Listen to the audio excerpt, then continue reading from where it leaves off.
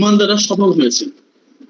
So প্রশ্নটা হচ্ছে যে আমরা যে আল্লাহ সুবহানাহু ওয়া তাআলা যে ইমানদারদেরকে সফল হওয়ার কথা বলতেছেন, মুমিনদেরকে সফল হওয়ার কথা বলতেছেন, আসলে আমরা কি যে ইমান আনার যে শর্ত বা আমরা যে মুমিন বা আমরা যে মুসলিম, এই বিষয়টা কি চেক করে কখনো দেখছি কিনা যে আমরা এমন কোনো কাজ, এমন কোনো চিন্তা বা এমন কোনো আইডিয়া, এমন কোনো বিশ্বাস লালন করতেছি কিনা বা ধারণ করতেছি কিনা, এমন কোনো কাজ আমাদের জীবনের মধ্যে প্রতিফলিত হচ্ছে কিনা যার ফলে আমার ইমান বিনষ্ট হয়ে যেতে পারে, আমি মুশরিক হয়ে যেতে পারি এবং আমার কাজগুলো মুশরিক বা শিরকের মধ্যে পরিগণিত হতে পারে।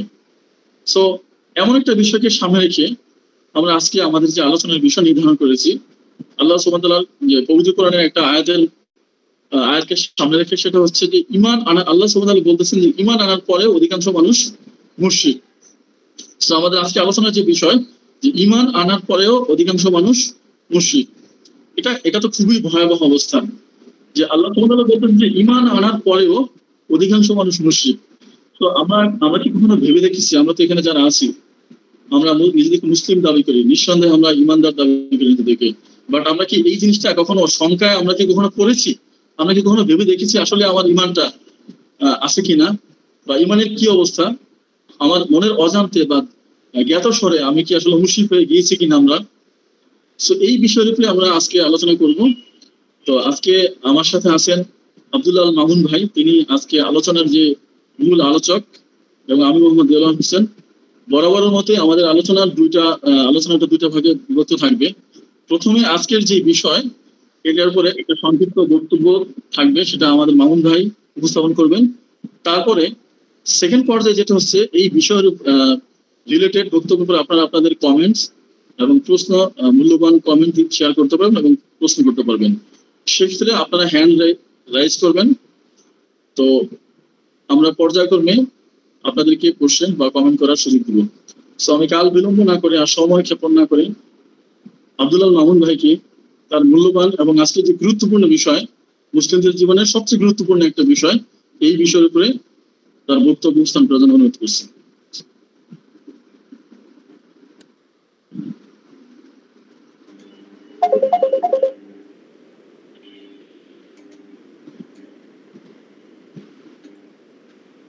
আসসালামু আলাইকুম ওয়া রাহমাতুল্লাহি ওয়া বারাকাতুহু।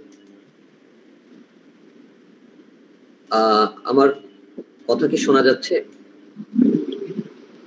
জি ভাই, শোনা যাচ্ছে। ভাইয়া কি শুনতে পাচ্ছেন? ইন্নাল হামদালিল্লাহ নাহমাদুহু ওয়া নাস্তাঈনুহু ওয়া নাস্তাগফিরুহু ওয়া নাউযু বিল্লাহি মিন শুরুরি আনফুসিনা ওয়া মিন সাইয়্যাতি আ'মালিনা। মান ইয়াহদিহিল্লাহু ফালা মুদিল্লা লাহু ওয়া মান ইউদ্লিল ফালা হাদিয়া লাহু। ওয়া আশহাদু আন লা ইলাহা ইল্লাল্লাহু ওয়াহদাহু লা শারীকা লাহু ওয়া আশহাদু আন্না মুহাম্মাদান আবদুহু ওয়া রাসূলুহু। قال الله تعالى في كلامه المجيد: أعوذ بالله من الشيطان الرجيم، بسم الله الرحمن الرحيم، وما يؤمن أكثرهم بالله إلا وهم مشركون. قال الله تعالى: بسم الله الرحمن الرحيم، ومن يكفر بالطاغوت ويؤمن بالله صدق الله العظيم. قال رسول الله صلى الله عليه وسلم: من أطاعني فقد أطاع الله ومن عصاني فقد عصى الله. আলহামদুলিল্লাহ, আল্লাহ পাক রব্বুল আলামিনের কাছে শুকরিয়া, তার বরত্ব, তার কুদরত, তার রহমত। আমরা আল্লাহ সুবহানাহু ওয়া তাআলার কাছে প্রশংসা করছি যে আল্লাহ পাক রব্বুল আলামিন সবচেয়ে শ্রেষ্ঠ টপিক যেটা, তার তাওহীদ, এবং সবচেয়ে ভয়ঙ্কর যে ব্যাপার সেই তাওহীদের সাথে অংশীদার স্থাপন করা, সেই বিষয়ে আমি নগণ্য আলোচনা করতে এসেছি আপনাদের সামনে। দোয়া করবেন আল্লাহ সুবহানাহু ওয়া তাআলা যাতে করে আমাকে এই বিষয়ে আলোচনা করার, আমল করার এবং আপনাদের বোধগম্য হওয়ার এবং আমাদের সবাইকে এই বিষয়ে আমল করার তৌফিক দান করুক, আমিন। আমি শুরুতে একটা গল্প দিয়ে শুরু করতে চাচ্ছি। আপনারা সবাই ধরুন যে আমরা এখানে একটা জায়গায় বসে আছি, তো হঠাৎ করে আমরা টের পেলাম যে আমরা অগ্নিকাণ্ডের মধ্যে পড়ে গিয়েছি। আমরা যেখানে আছি চারদিকে আগুন লেগে গিয়েছে, ভয়ানক আগুন, এখান থেকে বের হওয়ার কোনো উপায় নেই। আমাদের জীবন একদম ভয়ঙ্কর অবস্থার মধ্যে পতিত হয়ে গিয়েছে। এ অবস্থায় আমরা সাহায্যের জন্য চিৎকার করলাম। কিছু লোকজন আমরা তাদেরকে দেখতে পেলাম বা কিছু ইকুইপমেন্ট আমাদের সামনে উপস্থিত হয়েছে যারা নিমেষের মধ্যে আমাদের এখান থেকে উদ্ধার করতে পারে, নিমেষের মধ্যে আমাদেরকে বিপদ থেকে বাঁচাতে পারে। কিন্তু না, তারা কেউ আমাদের সাহায্য করছে না, কেউ আমাদের আর্তনাতে আহ্বানে সাড়া দিচ্ছে না, অথবা তারা কাউকে সাহায্য করার জন্য বলছে না, তারা সম্পূর্ণ নিশ্চুপ। কেউ আমাদের নিয়ে তাদের কোনো ভাব লেশ নাই। তো চিন্তা করুন তো ব্যাপারটা কেমন। আমি যদি ব্যাপারটা আর একটু ক্লিয়ার করি, যে লাইক ধরুন পৃথিবীতে সবচেয়ে প্রিয় কে আমাদের, যদি নর্মালি বলি, আমাদের সন্তান, আমাদের পিতামাতা। আমি দেখছি যে আমার সন্তান আগুনের মধ্যে আছে। যে গত কয়েকদিন আগে মিরপুরে আগুন লেগেছে আমাদের অফিসের কাছেই। তো হাজবেন্ড তার ওয়াইফকে ফোন দিয়েছে, আমি আগুনের মধ্যে পড়েছি, আমাকে বাঁচাও। তো সন্তান আমাকে দেখলো যে বাবার হাতে আগুন নিভানোর অস্ত্র আছে, সে নিমিষে আগুন নিভিয়ে দিতে পারে। সে আমার বাবাকে বলছে, বাবা তুমি আমাকে বাঁচাও, কিন্তু বাবা কিছুই বলছে না। অথবা বাবা আগুনের মধ্যে পড়েছে, সন্তানকে সে বলছে তুমি আমাকে বাঁচাও, কিন্তু সে কিছুই বলছে না, কোনো ধরনের তৎপরতা নাই তার মধ্যে। একটু ভেবে দেখেছেন ব্যাপারটা কতটা নির্দয় হবে, কতটা ভয়ঙ্কর হবে। তো আমি এই গল্পের শেষ অংশে যাচ্ছি না, গল্পটা শেষ করছি না, আপনারা একটু গল্পটা মাথায় রাখবেন। এবং আজকে আমরা যে আলোচনাটা করছি, যখন আমরা এই গল্পটা মাথায় নিয়ে আলোচনাটা শুনবো, আমাদের কাছে অনেক বিষয় খুব সহজেই ক্লিয়ার হয়ে যাবে ইনশাআল্লাহ। তো আজকে আমাদের প্রথমে যে আয়াতের উপরে আমরা আলোচনা শুরু করেছি, আল্লাহ সুবহানাহু ওয়া তাআলা বলতেছেন, ওয়ামা ইউমিনু আকসারুহুম বিল্লাহি ইল্লা ওয়া হুম মুশরিকুন।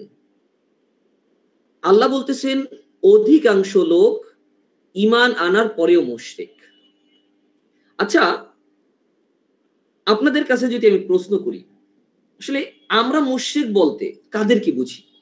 সাধারণত মুশরিক বলতে বুঝি যারা মূর্তি পূজা করে, অথবা মুসলিমদের মধ্যে যারা মাজার পূজা টুজা করে, এই টাইপের, যারা খ্রিস্টান, যারা বৌদ্ধ, এদের কি আমরা সাধারণত মুশরিক মনে করি, হিন্দু বৌদ্ধ খ্রিস্টান এদেরকে। কিন্তু আল্লাহ বলতেছেন কি?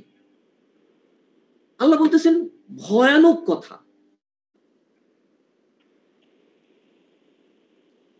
যে ঈমান আনার পরেও মুশরিক, এবং সংখ্যাটা কত?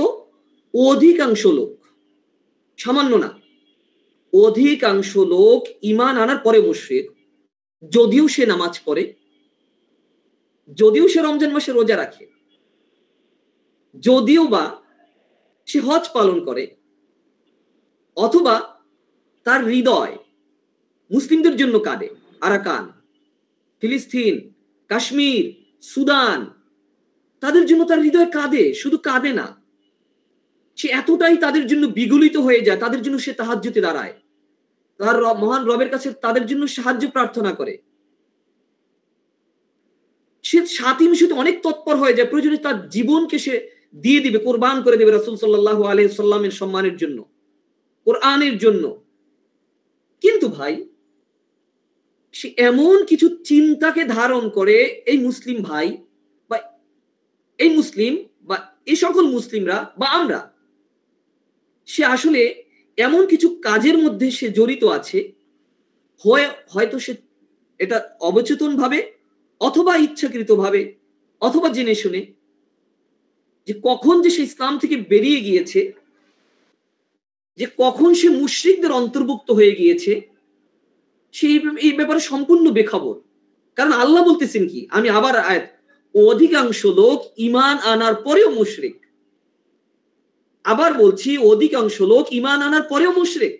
যদিও সে নামাজ পড়ে, যদিও সে রোজা রাখে, যদিও সে হজ করে, যদিও সে মুসলিম উম্মার সাহায্যের জন্য এগিয়ে আসে, যদিও সে দাওয়ার কাজ করে, যদিও অথবা সে এই ধরনের আলোচনার আয়োজন করছে, কিন্তু কখন যেন সে মুশরিক হয়ে গিয়েছে সে হয়তো জানিই না। আচ্ছা, আমরা ইমানদার নাকি মুশরিক? আচ্ছা, মুসলিমরা, এই আমরা যাদেরকে মুসলিম বলছি, তারা কি আসলে মুসলিম নাকি মুশরিকদের অন্তর্ভুক্ত হয়ে গিয়েছে? এটা আমরা কিভাবে জাস্টিফাই করতে পারি, বা কিভাবে এটা পরীক্ষা করতে পারি, কিভাবে এটা যাচাই করতে পারি?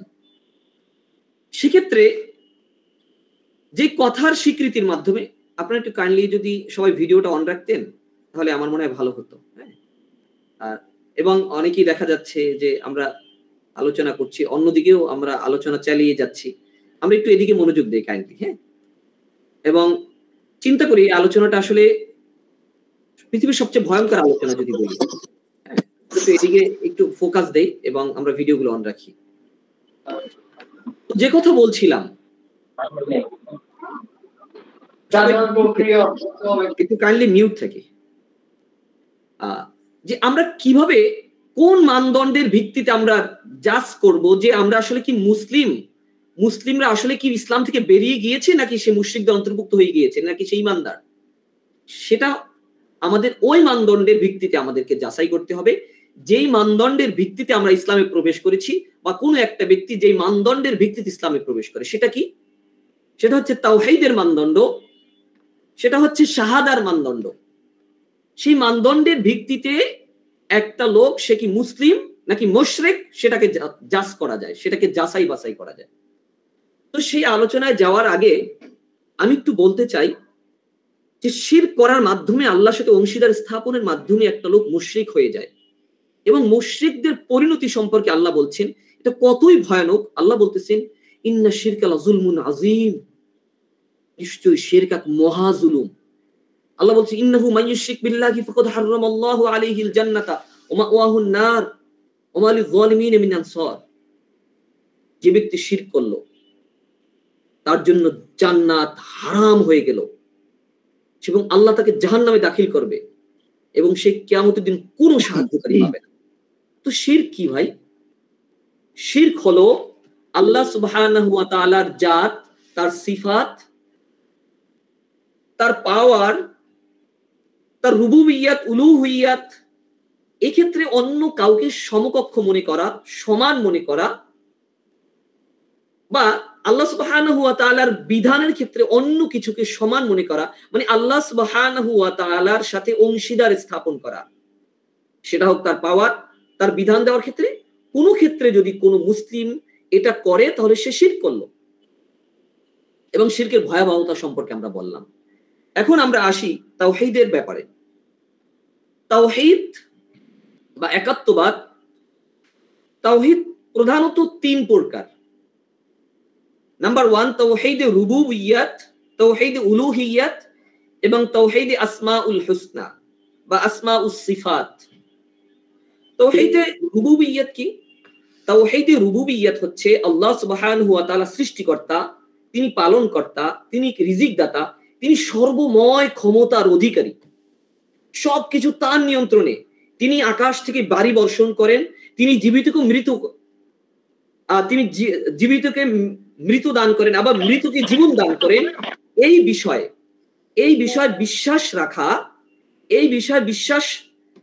রাখাকে বা এই বিষয়ে ঈমান রাখাকে হচ্ছে তাওহীদে রুবুবিয়্যাত বলে। এক্ষেত্রে তাওহীদে রুবুবিয়্যার অস্বীকারী শুধুমাত্র নাস্তিকরা ব্যতীত কেউ না। তাওহীদে রুবুবিয়্যাতের ক্ষেত্রে হিন্দু, বৌদ্ধ, খ্রিস্টান সবাই তাওহীদে রুবুবিয়্যাতে বিশ্বাসী। আমরা সেক্ষেত্রে যদি আমরা একটু দেখি পবিত্র কোরআনের মধ্যে আল্লাহ সুবহানাহু ওয়া তাআলা যাদেরকে আমরা মুশরিক বলি, যাদেরকে আল্লাহ সুবহানাহু ওয়া তাআলা ইসলামের ইতিহাস যাদেরকে মুশরিক বলছেন তাদের ব্যাপারে আল্লাহ সুবহানাহু ওয়া তাআলা বলতেছেন, আউযু বিল্লাহি মিনাশ শাইতানির রাজীম, ওয়ালাইন সাআলতাহুম মান খালাকাস সামাওয়াতি ওয়াল আরদা লায়াকুলুন্নাল্লাহ ওয়ালাইন সাআলতাহুম মান খালাকাস সামাওয়াতি ওয়াল আরদা ওয়া সাখখারাশ শামসা ওয়াল কমার লায়াকুলুন্নাল্লাহ ফাআন্না ইউফাকুন। আপনি যদি মুশরিকদেরকে প্রশ্ন করেন, কাদেরকে? মুশরিকদেরকে। আল্লাহ বলেন ঈমানদারদেরকে, যে আসমান এবং জমিন কে সৃষ্টি করেছেন, কে চন্দ্র সূর্য নক্ষত্র গ্রহ এই কিছু সব কার নিয়ন্ত্রণে, কে এগুলো নিয়ন্ত্রণ করেন? তারা বলবে লায়াকুলুন্নাল্লাহ, তো আল্লাহ করেন। তাদের কথা মক্কার মুশরিকদের কথা। তারপর আল্লাহ সুবহানাহু ওয়া তাআলা এই একই সূরার 63 নম্বর আয়াতে বলতেছেন, ওয়ালাইন সাআলতাহুম মান নাযালা মিনাস সামাই মাআন ফাআহইয়া বিহিল আরদা মিন বাদি মাউতিহা লায়াকুলুন্নাল্লাহ। আপনি যদি তাদেরকে আবার জিজ্ঞাসা করেন আসমান থেকে কে বৃষ্টি বর্ষণ করে, কে এই মৃত জমিনকে জীবিত করে, কে সজীব করে দেয় এই মৃত জমিনকে, লায়াকুলুন্নাল্লাহ, আল্লাহ করেন।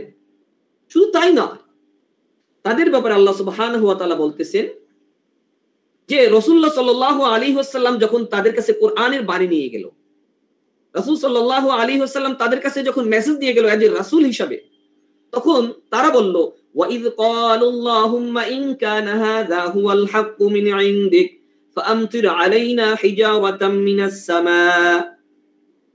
যে আল্লাহ, এই যে ব্যক্তি আমাদের কাছে ওহী নিয়ে আসছে, এই ওহী যদি সত্য হয় অথবা মুহাম্মদ যদি সত্য নবী হয়, আমরা তো তাকে বিশ্বাস করি না, যদি সে সত্য হয় আল্লাহ আপনাকে আমরা বিশ্বাস করি, আল্লাহ তাহলে আমাদের উপরে আপনি আকাশ থেকে পাথরের বৃষ্টি নিক্ষেপ করেন। চিন্তা করেন তো কত বিশ্বাস আল্লাহর প্রতি।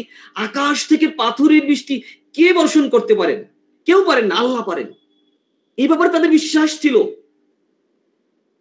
শুধু তাই নয়, বদরের যুদ্ধের সময় যখন তারা যুদ্ধে যাচ্ছিল তখন তাদের কাবার গিলাফ ধরে ঝুলে আছে, বলছে আল্লাহ এই দুইটা দলের মধ্যে যেই দলটা আপনার কাছে পছন্দনীয়, যেই দলটা হক, আল্লাহ আপনি সেই দলকে, কার কাছে সাহায্য যাচ্ছে ভাইরা?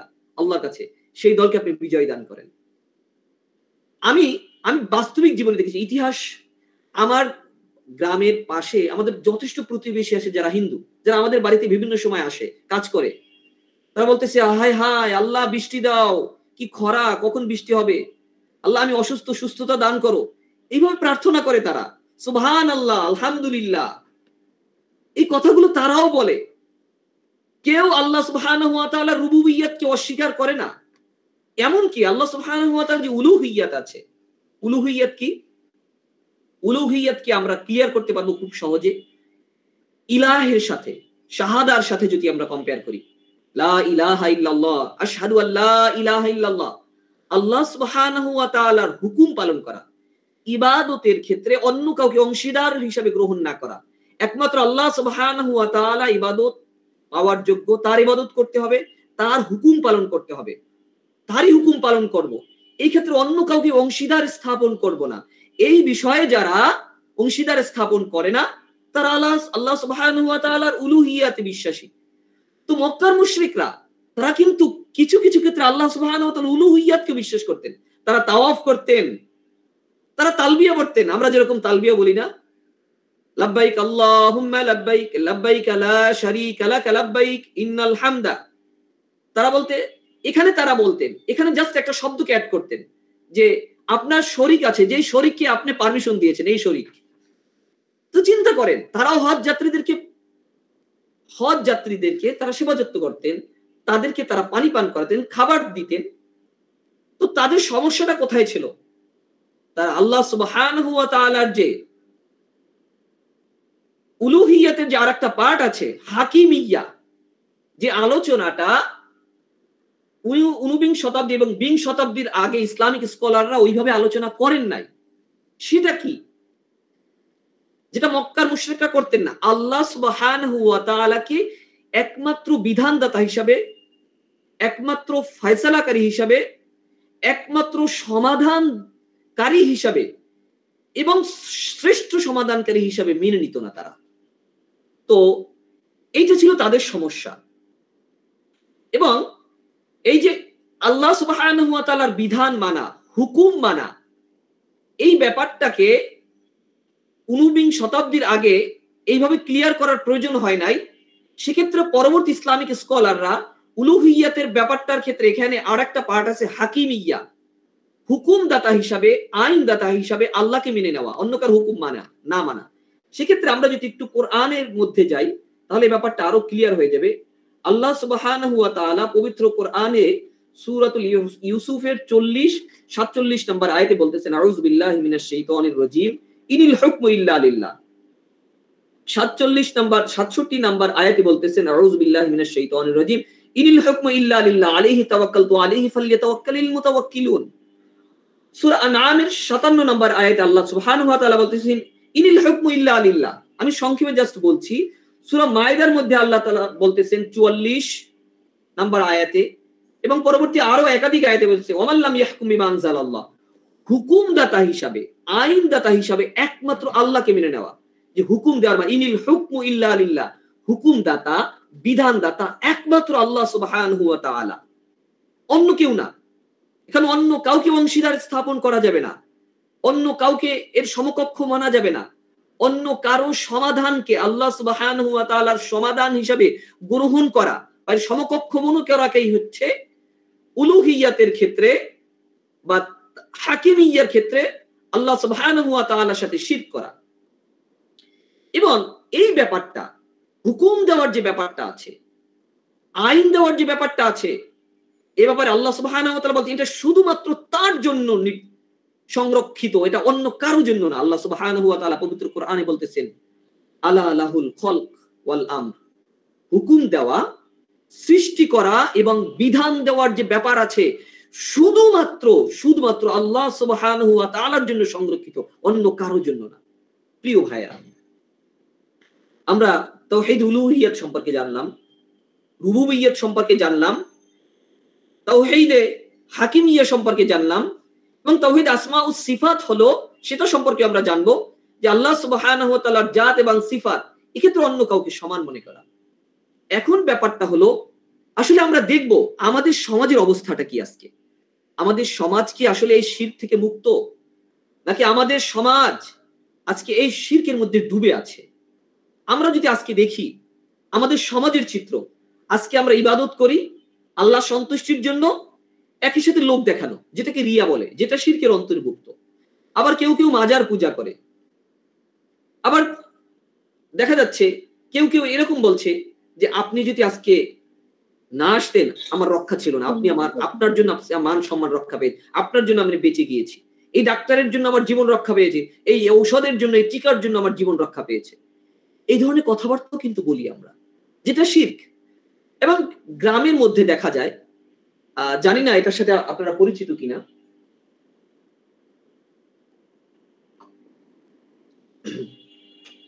আমি দেখেছি আমাদের গ্রামে এই ধরনের প্রচলন এখনো আছে যে বাংলা মাস, পৌষ মাস, এই সময় বিবাহিত মেয়েদেরকে শ্বশুর, যদি তারা বাপের বাড়ি থাকে শ্বশুর বাড়ি পাঠানো যাবে না, শ্বশুর বাড়ি থাকলে বাপের বাড়ি পাঠানো। পৌষ মাস খুব খারাপ মাস, এই মাসে কোনো লেনদেন করা যাবে না, কোনো কিছু কাউকে দেওয়া যাবে না। আবার এরকম কথাও আছে, এই দিন বাঁশ কাটা যাবে না, এই দিন যাত্রা করা যাবে না, এই ধরনের কথাবার্তা আছে। হ্যাঁ, সন্ধ্যার পরে এই জিনিসগুলো দেওয়া যাবে না, হ্যাঁ, সকালবেলা বাকি দেওয়া যাবে না, হ্যাঁ, এবং আরো আছে। শুধু ভয়ঙ্কর কথা এটা না, এখানেই শেষ নয়। কোনো কিছু করার ক্ষেত্রে বলি দেওয়া। আমি কিছুদিন আগে দেখলাম, লাস্ট উইকে একজন মুসলিম, শুধু মুসলিম না, তাকে দেখি সম্পূর্ণ লেবাস সুরাত, তার দাড়ি আছে, মাথায় টুপি আছে, গায়ে সুন্নতি পোশাক, সে তার বাড়ি নির্মাণ করার ক্ষেত্রে মুরগি বলি দিচ্ছে, ওখানে রক্তপাত ঘটাচ্ছেন মুরগির, তারপরে সে বাড়ি নির্মাণ কাজ শুরু করছেন। নাউযু বিল্লাহ। এটা হচ্ছে আমাদের অবস্থা। শুধু তাই নয় ভাই, আজকে যদি আমরা সমাজের উচ্চ পর্যায়ের লোকদের দিকে তাকাই, সর্বোচ্চ পর্যায়ের লোক তারা কারা? তারা হচ্ছে আল উলামা ওয়ারাসাতুল আম্বিয়া, আলেমগণ, যাদের ব্যাপারে রাসূল সাল্লাল্লাহু আলাইহি ওয়াসাল্লাম বলছেন তারা হচ্ছেন রাসূলের ওয়ারিস। তাদের ব্যাপারে আল্লাহ সুবহানাহু ওয়া তাআলা বলছেন, ইন্নামা ইয়াখশাল্লাহু মিন ইবাদিহিল উলামা, নিশ্চয়ই আলেমগণ ব্যতীত অন্য কেউ আল্লাহকে এতটা বেশি ভয় পায় না যেটা আলেমরা ভয় পায়। কিন্তু আমরা কি দেখতে পাই? আজকে একজন মসজিদের খতিব, একজন আলেম সাহেব, যার দায়িত্ব ছিল কোরআন এবং সুন্নাহকে নির্দ্বিধায় সমাজের কাছে উপস্থাপন করা, আল্লাহ সুবহানাহু ওয়া তাআলার বিধানগুলো মানুষের সামনে উপস্থাপন করা, তাদেরকে পবিত্র করা, তাদেরকে তাওহীদ শিক্ষা দেওয়া, তাদেরকে শিরক থেকে পবিত্র করা। কিন্তু তাদেরকে যখন কোনো এই ধরনের আলোচনার কথা বলা হয়, তখন তারা বলে কমিটি থেকে নিষেধ আছে, এ বিষয়ে আলাপ করা যাবে না, এ বিষয়ে কথা বলা যাবে না, আপনি এই বিষয়ে এর বেশি আলোচনা করবেন না। তো তাদের ভাবখানা দেখে মনে হয় যে আল্লাহ সর্বময় ক্ষমতার মালিক না, আল্লাহর হুকুমের পাশাপাশি কমিটির হুকুম মানাও তার জন্য ফরজ। নাউযুবিল্লাহ। এবং দেখতে পাচ্ছি আমরা যে আল্লাহকে রিজিক দাতা হিসাবে না, মসজিদকে রিজিক দাতা হিসাবে, বিভিন্ন কোম্পানিকে রিজিক হিসাবে আমরা গ্রহণ করেছি। শুধু তাই নয় প্রিয় ভাইয়েরা, আমরা অনেক ক্ষেত্রে এই ব্যাপারটা, আমরা কত ক্ষেত্রে শিরকের মধ্যে আছি। আমরা যদি একটু উলুহিয়াতে আরেকবার একটু নিয়ে আসি, সেক্ষেত্রে আমরা যে বলেছিলাম যে শাহাদার ব্যাপারটা, কালিমার ব্যাপারটা, যে স্বীকৃতির মাধ্যমে আমরা ইসলামে প্রবেশ করি, সেটা কি লা ইলাহা ইল্লাল্লাহু মুহাম্মাদুর রাসূলুল্লাহ, অথবা আশহাদু আল্লা ইলাহা ইল্লাল্লাহ ওয়াহদাহু লা শারীকা লা, যে একমাত্র আল্লাহ, আপনি বিধানদাতা, আপনি একমাত্র হুকুমদাতা, আপনি একমাত্র ইলাহ, আমরা আপনাকে ছাড়া আর কাউকে ইলাহ হিসেবে গ্রহণ করি না। কিন্তু আল্লাহ সুবহানাহু ওয়া তাআলা পবিত্র কোরআনে কি বলছেন আমাদের ব্যাপারে? আরাআইতা মানিত্তাখাযা ইলাহাহু হাওয়াহু, আপনি কি তাদেরকে দেখেছেন? যারা তাদের নিজের নফসকে, নিজের হাওয়াকে, নিজের ইচ্ছাকে ইলাহ হিসাবে নিয়েছে। তার নফস যেটা বলে, যদি নফস বলে এটা করো, তাহলে করবে। আমরা একটু দেখি তো ভাই, একটু চিন্তা করি তো, যে আমরা আমাদের জীবনে আমাদের কাজ করার ক্ষেত্রে আল্লাহর হুকুমের চেয়ে কি নফসকে বেশি প্রায়োরিটি দিচ্ছি না? অবশ্যই দিচ্ছি ভাই, অবশ্যই দিচ্ছি আমরা। তাহলে কিভাবে আমরা আল্লাহকে ইলাহ হিসাবে মানলাম? তো আল্লাহকে যদি একমাত্র ইলাহ হিসাবে মানতে হয়, আল্লাহকে যদি একমাত্র বিধানদাতা হিসাবে মানতে হয়, তাহলে সকল রকমের তাগুতকে, সকল রকমের ইলাহকে বর্জন করতে হবে। যে ব্যাপারে আল্লাহ সুবহানাহু ওয়া তাআলা বলছেন, আমি যে আয়াতটা এর আগেও বলেছিলাম, এখনো বলছি এবং আবার বলবো, অমাই ইয়াকফুর বিত্তাগুত, তাগুতকে অস্বীকার করো, সকল তাগুতকে বর্জন করো, ওয়া ইউমিন বিল্লাহ, এরপর ঈমান আনো। আমরা যে যখন বলি লা ইলাহা ইল্লাল্লাহ, লা দিয়ে শুরু করছি, লা মানে নাই, আমার জীবনে আজ থেকে কোনো তাগুতের কোনো স্থান নাই, আমার জীবনে অন্য কেউ আল্লাহ সুবহানাহু ওয়া তাআলার বিধানের সমকক্ষ কেউ নাই, কোন বিধান শ্রেষ্ঠ হতে পারে না। সেটা আমার বিধান হোক, সেটা হোক আব্রাহাম লিঙ্কনের বিধান, সেটা হোক গণতন্ত্রের বিধান, সেটা হোক পুঁজিবাদের বিধান, সেটা হোক জাতীয় সংঘের বিধান, আল্লাহ সুবহানাহু ওয়া তাআলার সামনে, তার শরিয়ার সামনে কোনো বিধান শ্রেষ্ঠ না, সমকক্ষ না। সবকিছুকে পরিত্যাগ করলাম, লা ইলাহা ইল্লাল্লাহ, আল্লাহ ছাড়া আর কেউ না। কিন্তু আমরা আজকে আসলে কি করছি প্রিয় ভাইয়েরা? আমাদেরকে চিন্তা করতে হবে, আমাদেরকে ভাবতে হবে, বিষয়গুলো নিয়ে গভীরভাবে পর্যালোচনা করতে হবে প্রিয় ভাইয়েরা। শুধু তাই নয়, আজকে যারা আমরা সমাজ পরিবর্তনের স্বপ্ন দেখছি,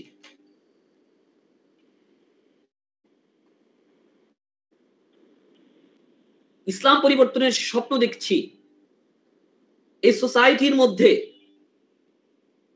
শরিয়াকে বাস্তবায়নের স্বপ্ন দেখছি এবং তৎপরতার সাথে সেই কাজের আঞ্জাম দিচ্ছি, সেক্ষেত্রে আমরা কি করছি? আসলে আমরা গণতন্ত্রকে নিয়ে নিয়েছি, আমরা সেকুলারিজমকে নিয়ে নিয়েছি, আমরা পুঁজিবাদকে নিয়ে নিয়েছি, কমিউনিজমকে, ক্যাপিটালিজমকে নিয়ে নিয়েছি, সমাজতন্ত্রকে নিয়ে নিয়েছি।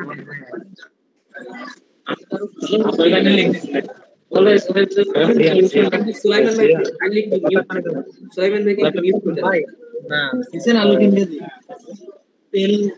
ভাই আপনি তো সুলাইমান ভাইকে মিউট করে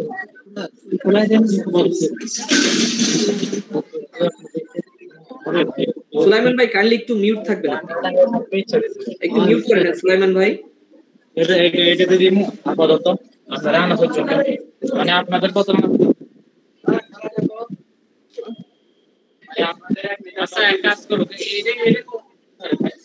সুলাইমান ভাই শুনতে পাচ্ছেন? সুলাইমান ভাই, এমডি সুলাইমান ভাই যিনি দোকানের মধ্যে আছেন, শুনতে পাচ্ছেন? আপনি কাইন্ডলি একটু মিউট করেন। আমি বলতেছি যে আপনাদের কথা না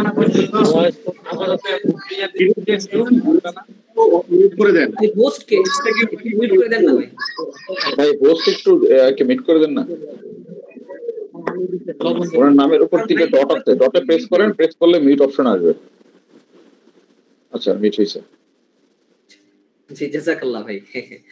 হয়তো ভাই বুঝতে পারছিলেন না সুলাইমান ভাই, আসলে হয়তো এই কারণে অনেকেই আসলে গুগল মিটের সাথে ওইভাবে পরিচিত না, অনেক সময় চেষ্টা করে তাও মিউট হতে পারে না। তো আমরা ব্যাপারটাকে ক্ষমার দৃষ্টিতে দেখি। আচ্ছা, যেটা বলছিলাম যে আমরা যারা সমাজ পরিবর্তনের চেষ্টা করছি তারা অনেক ক্ষেত্রে আমরা খুব সচেতন। ইভেন আমাদের মাইক্রোফোন একটা অপশন আছে,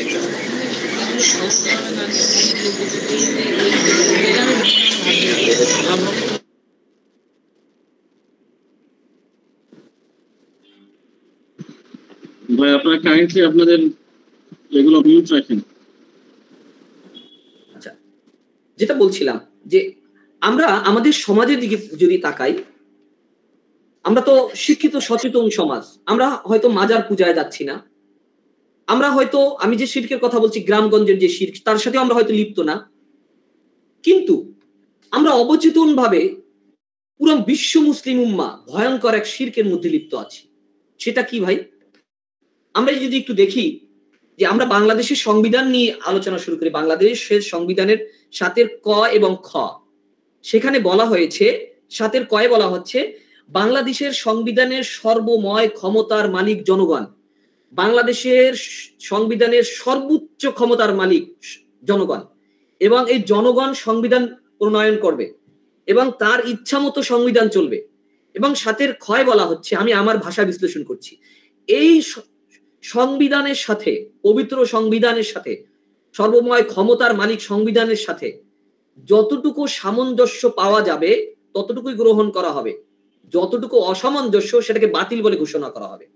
তো প্রিয় ভাইরা, এই সংবিধান আমরা এটাই দেখতে পেয়েছি যে এখানে কোনোভাবেই কোরআন কি বলেছে, সুন্নাহ কি বলেছে, অথবা দেশের জনগণ কি চায়, জনগণের সর্বোচ্চ সকল জনগণের দাবি কি, সেটাকে তারা সর্বসময় উপেক্ষা করে। তারা এখানে যে জনপ্রতিনিধি আছে তারা তাদের নিজেদের ইচ্ছা স্বাধীন মতো তারা তাদের আইনগুলো বানায়। সেটা জনগণের পক্ষে যাক, সেটা ইসলামের পক্ষে যাক, বিপক্ষে যাক, সেটা তাদের কাছে কোনো বিষয়ই না। তো এক্ষেত্রে এটা তো সম্পূর্ণরূপে আল্লাহ যেখানে বলতেছেন ইনিল হুকমু ইল্লা লিল্লাহ, হুকুম দেওয়ার মালিক, বিধান দেওয়ার মালিক একমাত্র আল্লাহ সুবহানাহু ওয়া তাআলা, সেক্ষেত্রে এই সংবিধান সর্বময় ক্ষমতার মালিক বানাচ্ছে জনগণকে এবং তাকে আইন প্রণয়ন করার মতো ক্ষমতা সেটা তাকে দিয়ে দিচ্ছে।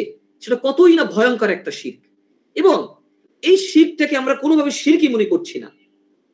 প্রিয় ভাইরা, আমরা যে কথা বলছিলাম, আজকে আমরা এই গণতন্ত্রের মাধ্যমে অনেকে সমাজ পরিবর্তনের চেষ্টা করছি, সমাজ পরিবর্তনের চিন্তা করছি। সেক্ষেত্রে আমরা এমন মন্তব্যগুলো করছি যেগুলো আসলে প্রকাশযোগ্য না, এবং আমরা এমন কথাও বলছি যে বিশ্বাসের স্বাধীনতা যে কারো আছে, সে চাইলে, মানে আজকে চাইলে সে বিকিনিও পড়তে পারে, বোরকাও পড়তে পারে, আজকে চাইলে সে শরীফও হইতে পারে, কালকে চাইলে সে শরীফাও হইতে পারবে, পরশুদিন সে মোসাদ্দেকও হইতে পারবে, অন্য কিছু হইতে পারবে। তো তার বিশ্বাসের স্বাধীনতা আছে, সে যা ইচ্ছে তাই করতে পারে, এবং সে কিছু ভোটের জন্য সে যে কোনো ধরনের সে অ্যাক্টিভিটির মধ্যে লিপ্ত হচ্ছে। প্রিয় ভাইরা, আজকে আসলে আমাদের করণীয়টা কি? আমরা এই ভয়ঙ্কর শিরক সম্পর্কে জানলাম এবং শিরকের ভয়াবহতা সম্পর্কে জানলাম, যে এই শিরকের মধ্যে যদি আমরা লিপ্ত হই, আল্লাহ সুবহানাহু ওয়া তাআলা বলছেন তার জন্য জান্নাত হারাম। এবং আমি যে গল্পটা বলেছিলাম, আমি সেই গল্পে আবার ফিরে যাচ্ছি। আমি বলেছিলাম যে কিছু লোক আগুনের মধ্যে পতিত হয়েছে, তাদের সামনে কিছু লোক আছে যারা তাদেরকে রক্ষা করতে পারে, কিন্তু তারা রক্ষার জন্য এগিয়ে আসছে না। প্রিয় ভাই, একটু চিন্তা করেন তো, যে ইয়াউমুল কিয়ামতের দিবস, পরকালের দিন, যেদিন আল্লাহ সুবহানাহু ওয়া তাআলার সাহায্য ছাড়া কোনো সাহায্য থাকবে না, রাসূলের সুপারিশ ছাড়া কোনো সুপারিশ থাকবে না, সেদিন হয়তো আপনি অথবা আমি বা আমার পরিবারের কেউ জান্নাতে যাচ্ছেন, আল্লাহ সুবহানাহু ওয়া তাআলা তাকে জান্নাতের পারমিশন দিয়েছেন এবং পাশাপাশি তাকে স্পেশাল একটা পাওয়ার দিয়েছেন। সেটা কি? সেটা হলো তুমি তোমার পছন্দের 10 জন অথবা 5 জন বা 20 জন বা 100 জন লোককে জাহান্নাম থেকে নিয়ে আসো। তো তিনি দেখলেন আমি জাহান্নামে, নাউযুবিল্লাহ, অথবা অন্য কেউ, আল্লাহ আমাদেরকে রক্ষা করে, আল্লাহুম্মা ইন্নী আউযু বিকা মিনান নার, কিন্তু তিনি আমার জন্য কোনো ক্ষমা প্রার্থনা করতে পারছেন না, তিনি আমার জন্য কোনো কিছুই করতে পারছেন না। কেন পারছেন না? কারণ আমি সেই ভয়ঙ্কর শিরকের মধ্যে লিপ্ত ছিলাম, অথবা ওই মুসলিম সে ভয়ঙ্কর শিরকের মধ্যে লিপ্ত ছিল, অথবা আপনি অথবা আমরা বা কোন একজন মুসলিম সে ভয়ঙ্কর শিরকের মধ্যে লিপ্ত ছিল।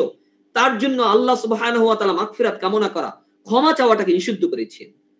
যেটা আমরা দেখতে পাই রাসূলুল্লাহ সাল্লাল্লাহু আলাইহি ওয়াসাল্লামের প্রিয় চাচা আবু তালিব, ইসলামের ক্ষেত্রে তার অবদান, কি অবদান তার নাই, কিন্তু তিনি যখন এই দুনিয়ার জীবন থেকে বিদায় নিচ্ছিলেন, রাসূল সাল্লাল্লাহু আলাইহি ওয়াসাল্লাম পেরেশানির মধ্যে পড়ে গিয়েছিলেন, তিনি অনেক পেরেশান যে আমার চাচা ঈমান ছাড়া দুনিয়া থেকে বিদায় নিচ্ছে, তার জন্য তিনি দোয়া করবেন। আল্লাহ বললেন না, আপনি তার জন্য দোয়া করতে পারবেন না, আপনার জন্য তার দোয়া নিষিদ্ধ। পবিত্র কোরআনে আল্লাহ সুবহানাহু ওয়া তাআলা বলতেছেন সূরা তাওবার মধ্যে, নবী যারা ঈমান এনেছে তাদের জন্য এটা শোভনীয় নয়, মুমিনদের জন্য এটা শোভনীয় নয় যে ওমা কানা লিন নাবিয়্যি ওয়াল্লাযীনা আমানু ইস্তাগফিরুনা লিল মুশরিকিন, যে মুশরিকদের জন্য তারা ক্ষমা প্রার্থনা করবে, তাদের জন্য তারা মাগফিরাত কামনা করবে, এটা তাদের জন্য কখনোই শোভনীয় নয়। তো প্রিয় ভাইরা, একটু চিন্তা করেন তো, আল্লাহ না করুক আমরা যদি অবস্থার মধ্যে পতিত হই, সেক্ষেত্রে আমাদের করণীয়টা কি? আমাদের করণীয় হলো, আজকে আমরা যদি আমাদের দুনিয়ার দিকে তাকাই, আমাদের সমাজের দিকে তাকাই, আমরা বিশ্বের দিকে তাকাই, তাহলে পুরো বিশ্ব ব্যবস্থা, আপনার দাজ্জালীয় যে সভ্যতা এবং এটাকে উলুহিয়াত, যে আল্লাহ সুবহানাহু ওয়া তাআলা অংশীদারের ক্ষেত্রে আল্লাহ সুবহানাহু ওয়া তাআলাকে পরিত্যাগ করে তারা পশ্চিমাদেরকে, তারা জাতীয় সংঘকে একমাত্র সমাধানকারী হিসেবে গ্রহণ করেছে। আমরা কি দেখতে পেলাম রিসেন্টলি, যে পুরো বিশ্ব দেখেছে যে কিভাবে প্যালেস্টাইনের উপরে ইসরায়েল এবং পুরো বিশ্ব মুশরিক পশ্চিমারা কিভাবে ম্যাসাকার চালিয়েছে, কিন্তু সমাধানকারী হচ্ছে জাতীয় সংঘ, সমাধানকারী হচ্ছে আমেরিকা। তাদের কাছ থেকে আমরা সমাধান চাচ্ছি। ইভেন আমরা যদি একটু আমাদের দেশের দিকে তাকাই, শাপলা চত্বরে গণহত্যা চলেছে, তদন্ত করবে কি জাতীয় সংঘের অধীনে তদন্ত করতে হবে, নির্বাচন হতে হবে জাতীয় সংঘের অধীনে। তো সেক্ষেত্রে আমরা শরিয়াকে প্রাধান্য দিচ্ছি না, ইসলামকে প্রাধান্য দিচ্ছি না, আল্লাহ সুবহানাহু ওয়া তাআলার সমাধানকে একমাত্র সমাধান হিসেবে গ্রহণ করছি না। আমরা যদি দেখতে পাই, আমরা তো নিজেদেরকে তাওহীদবাদী হিসাবে পরিচয় দিচ্ছি, কিন্তু আমাদের মতো তাওহীদবাদী তো রাসূলুল্লাহ সাল্লাল্লাহু আলাইহি ওয়াসাল্লামের সাহাবায়ে কেরামরাও ছিলেন।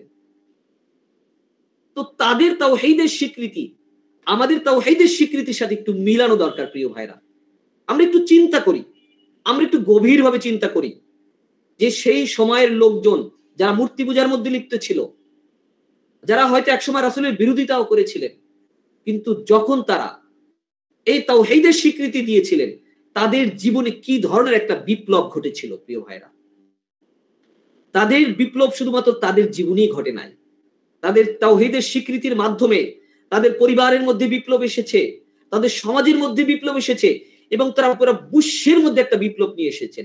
তাওহীদের ভিত্তিতে তারা বিশ্বকে চেঞ্জ করে দিয়েছেন। কিন্তু আজকে আমাদের তাওহীদ আমাদের মধ্যে কোনো পরিবর্তন নিয়ে আসছেন না, আমাদের মধ্যে কোনো পরিবর্তন নাই। তাহলে আমাদের এই তাওহীদ আর মক্কার মুশরিকদের ঈমান একটু মিলানো দরকার, যাদের ব্যাপারে আমি শুরুতেই বলছিলাম আমরাও নামাজ পড়ি, আমরাও রোজা রাখি, আমরাও হজ করি, অথবা দাওয়ার কাজ করি, অথবা মুসলিম উম্মাহর সাহায্যের জন্য গিয়ে আসি, কিন্তু আমাদের তাওহীদ আমাদের মধ্যে কোনো চেতনা নিয়ে আসে না। আমাদের তাওহীদ আমাদের মধ্যে কোনো সমাজ পরিবর্তনের, নিজেদেরকে পরিবর্তনের কোনো তাগাদা দেয় না। যে তাগাদা দিয়েছিলেন সাহাবায়ে কেরামকে, যে তাগাদা দিয়েছিলেন তাবেঈনদেরকে, তারা কিভাবে সেই তাওহীদের ভিত্তিতে আল্লাহ সুবহানাহু ওয়া তাআলা একমাত্র বিধানদাতা, এই কথাকে কেন্দ্র করে পুরো সমাজ মতো বিশ্ব ব্যবস্থাকে চেঞ্জ করে দিয়েছে। এবং আজকে যদি আমরা পরিবর্তন করতে চাই নিজেদের অথবা পরিবারের অথবা সমাজের, সেটা কখনোই ব্যক্তিগতভাবে পরিবর্তন করা সম্ভব না। সেই পরিবর্তনের জন্য অবশ্যই একটা সিস্টেম দরকার, যে সিস্টেমের মাধ্যমে পুরো শিরকি ব্যবস্থাকে মূলোৎপাটন করে তাওহীদি ব্যবস্থাকে এখানে ঘিরে দেওয়া যাবে। তো আজকে যদি আমরা ফিকির না করি ভাই, আজকে আমরা তাহলে আল্লাহ সুবহানাহু ওয়া তাআলার সামনে কিভাবে দাঁড়াবো? আমরা কি একটু চিন্তা করেছি যে ওই দিন আমার জন্য কোনো সাহায্যকারী থাকবে না, কোনো সুপারিশকারী থাকবে না, হয়তো আমার পরিবারের কাউকে সুপারিশকারী হিসেবে আল্লাহ দায়িত্ব দিবেন, অথবা আমাকে আল্লাহ সুবহানাহু ওয়া তাআলা বলবেন হ্যাঁ তুমি কারোর জন্য সুপারিশ করতে পারো, কিন্তু আমি আমার পরিবারের ব্যাপারে সুপারিশ করতে পারবো না। এটা গভীর চিন্তার বিষয় ভাই, গভীর চিন্তার বিষয় এটা। আমরা এটা নিয়ে একটু ভাবি এবং ফিকির করি এবং ঐক্যবদ্ধ হই যে তাওহীদের ভিত্তিতে আমরা আমাদেরকে নিজেদেরকে পরিবর্তন করব, তাওহীদের ভিত্তিতে আমাদের পরিবার পরিজনকে পরিবর্তন করব এবং একটা বিপ্লব নিয়ে আসব, একটা সংস্কার করব ইনশাআল্লাহ, এবং একটা সিস্টেমকে নিয়ে আসব। সেই সিস্টেমের ভিত্তিটাই হবে তাওহীদ। সেই সিস্টেম কখনো জাতীয় সংঘের কাছে ধর্ণা দিবে না, সেই সিস্টেম কখনো পশ্চিমাদের কাছে ধর্ণা দিবে না, সেই সিস্টেম কখনো মানবাধিকারের নামে ইসলামকে আঘাত করার ব্যাপারকে সে কোনো বৈধতা দিবে না। এবং সেই সিস্টেম ছিল পৃথিবীতে 1300 বছর। আল্লাহ সুবহানাহু ওয়া তাআলা আমাদেরকে সেই তাওহীদের কাছে, আল্লাহ সুবহানাহু ওয়া তাআলার কাছে মাথা নত করার এবং তাকে একমাত্র বিধানদাতা হিসাবে এবং জীবনের সকল ক্ষেত্রে তাগুতকে বর্জন করে ওমাই ইয়াকফুর বিত-তাগুত ওয়া ইউমিন বিল্লাহ, এই আয়াতের উপরে আমল করার তৌফিক দান করুন। আমিন। ওয়া মা তাওফিক ইল্লা বিল্লাহ। আসসালামু আলাইকুম ওয়া রাহমাতুল্লাহ। জাযাকাল্লাহ মামুন ভাই, তার সুন্দরভাবে আজকে যে টপিক ছিল তার উপরে তার বক্তব্য উপস্থাপন করার জন্য। সত্যিকার অর্থে এটা একটা গুরুত্বপূর্ণ বিষয়, স্পেশালি মুমিনদের জন্য, মুসলিমদের জন্য। কারণ আমরা হয়তো অনেকে মনে করি যে আমরা হয়তো মনে করি যে মুসলিমরা মুশরিক হচ্ছে তারাই শুধু শিরক করে, তারা মূর্তি পূজা করে। এটা কিন্তু বড়ই পরিতাপের বিষয় যে আল্লাহ যে এখানে বলে দিলেন স্পষ্ট আকারে যে ঈমান মানে আনার পরে অধিকাংশ তোমরা মানে মুশরিক। সো এখানে কিন্তু মুশরিকদেরকে যারা হচ্ছে ঈমান আনে নাই তাদের বিষয়টা অ্যাড্রেস করা নেই আল্লাহ সুবহানাহু ওয়া তাআলা, বরঞ্চ আল্লাহ সুবহানাহু ওয়া তাআলা এখানে মুমিনদেরকে অ্যাড্রেস করছে, যারা ইসলাম গ্রহণ করছে, ঈমান আনছেন, তাদেরকে অ্যাড্রেস করতেছেন। সো এই ঈমান আমার চেতন মনে অবচেতন মনে হাইজ্যাক হয়ে যেতে পারে, নাই হয়ে যেতে পারে, বাট এটা কত নিয়ে পরিতাপের বিষয় হবে যেখানে জাহান্নাম সুনিশ্চিত এবং তার জন্য সুপারিশকারী কেউ থাকবে না। এটা যে কোনো ভাবে আজকে যদি আমাদের বাস্তবতা দেখি, আমাদের ব্যক্তিগত জীবন, আমাদের পরিবার জীবন, সমাজ জীবন, রাষ্ট্রীয় জীবন, ওভারঅলি প্রত্যেকটা ক্ষেত্রে যেখানে আল্লাহর হুকুম লঙ্ঘিত হবে, তাগুতের চর্চা হবে, জাহিলিয়াতের চর্চা হবে, পশ্চিমা কুফর ব্যবস্থার ধারক বাহকদের যে মানব রচিত আইন, তাদের যে বিধান চর্চা হবে, এবং আমরা যদি এমন কোনো বিশ্বাস, সেটা আমাদের মনে এমন কোনো বিশ্বাস লালন করি বা আমরা পালন করি এবং আমরা মনে করি এবং আমাদের কার্যক্রমের মধ্যে প্রকাশ করি যেখানে আল্লাহর একাত্মবাদকে খর্ব করা হয়, যেখানে আল্লাহ হাকিমিয়াতকে খর্ব করা হয়, উপেক্ষা করা হয়, যেখানে ইলা আল্লাহর পরিবর্তে আমরা অন্য কাউকে বানিয়ে নিই, তাহলে আমরা মুশরিকদের কাতারে শামিল হয়ে যেতে পারি এবং আমরা চূড়ান্তভাবে ধ্বংসের মধ্যে তখনই নিবদ্ধিত হয়ে যাব। আমাদের জীবনের মানদণ্ড কখনোই আমাদের নিজেদের ভালো লাগা, মন্দ লাগা বা হচ্ছে গিয়ে আমাদের যে সুপিরিয়র কেউ তারা হতে পারবে না যদি না তারা আল্লাহর হুকুম দিয়ে বিধান দেয় বা আমাদেরকে আল্লাহর দিকে আহ্বান করে। অবশ্যই আমাদের বৈশ্বিকভাবে যে আমাদের বিধানদাতা বা আমাদের সত্য মিথ্যার মাপকাঠি পশ্চিমা অথবা এই যে জাতিসংঘ, আন্তর্জাতিক মান, এই তাগুদের শক্তি কখনোই হতে পারে না। কখনোই ইসলামের মধ্যে সংস্কার, এই যে সংস্কারের যে গুলি আমাদের সামনে উপস্থাপন করা হচ্ছে, সংস্কার, আল্লাহর আইনকে সংস্কার করার অধিকার কার আছে?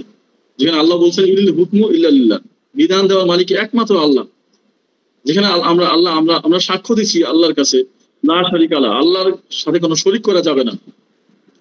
এখন আমরাই আবার এই মুসলিমরাই আবার আমরা এই গণতন্ত্র, এই সেকুলারিজম, এই মানবরচিত সিস্টেম, এই যে নির্বাচন যেটা আমাদের সামনে মূলা ঝুলানো হচ্ছে, এগুলো নিয়ে চিন্তা ভাবনা করি, এগুলোর পক্ষে আমাদের অবস্থান বা আমাদের চিন্তা অথবা আমাদের অ্যাক্টিভিটিস অথবা আমাদের শ্রম আমরা আমাদের মেধাকে ব্যয় করার চেষ্টা করি। সো যে কোনো ভাবে সেরক হইতে পারে, এটা আমার ব্যক্তিগত কাজের মধ্যে দিয়ে, বিশ্বাসের মধ্যে দিয়ে, ব্যক্তিগত জীবনে, পরিবার জীবনে, সমাজ জীবনে, রাষ্ট্র জীবনে, ওভারঅলি মানে অ্যাক্রস দ্য ওয়ার্ল্ড, মানে সারা বৈশ্বিক ভাবে এটা হইতে পারে।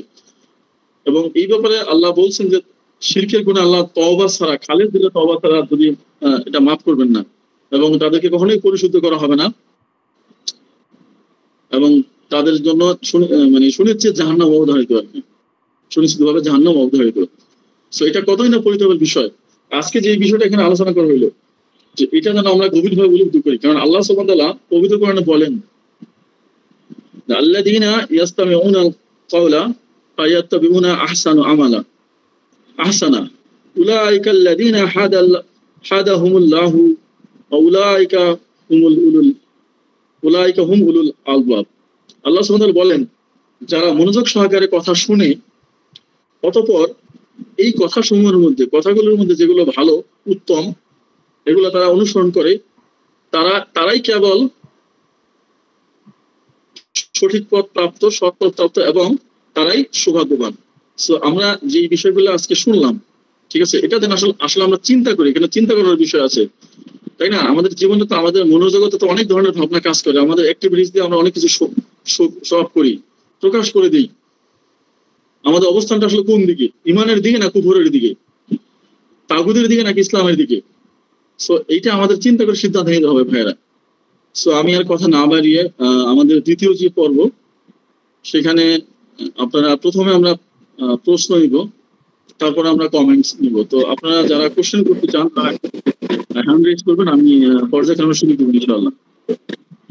আর একটা বিষয় হচ্ছে যে এই সেশনটা যেহেতু আমরা ভার্চুয়াল জগতে করতেছি, সো এমনিতে আমাদের সরাসরি নাই, কাছাকাছি নাই। সো আমরা চাইবো যদি কারো শরীরগত কোনো ইস্যু না থাকে, আপনারা আপনাদের ভিডিওটা অন করবেন, এটা মানে সুন্দর দেখা যাবে, তাহলে এটা লাইভ হবে আর কি, বিষয়টা একটু জীবন্ত হবে আমাদের আজকের প্রোগ্রামটা। সো আপনারা আপনাদের মূল্যবান প্রশ্ন করতে পারেন।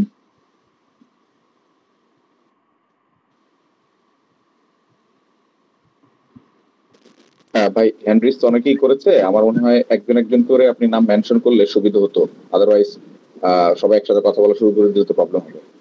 জি ভাই, প্রথমে হচ্ছে হ্যান্ড রেজ করেছেন হচ্ছে জামান ভাই, দ্বিতীয় হচ্ছে সাধারণ মুসলিম ভাই আপনি করেছেন। মানে ভাইয়ের ওখানে মানে শো করছে না, ভাই তো মোবাইল ছোট। আমি দেখি নাই, প্রথমে জামান ভাইকে দেখছিলাম। আচ্ছা, আমি জামান ভাইকে তো ফার্স্ট প্রথমে উনি যেহেতু হ্যান্ড রেজ করছেন, আমি জামান ভাইকে প্রথমে জামান ভাই কি কোশ্চেন করতে চাচ্ছেন না কমেন্ট? আমি আসসালামু আলাইকুম ওয়া রাহমাতুল্লাহ, আমি অল্প একটু শেয়ারিং, তারপর একটা প্রশ্ন করব। আচ্ছা ঠিক আছে, জি। আবু বকর রাদিয়াল্লাহু আনহুর একটা কথা একটু শেয়ার করতে চাচ্ছিলাম।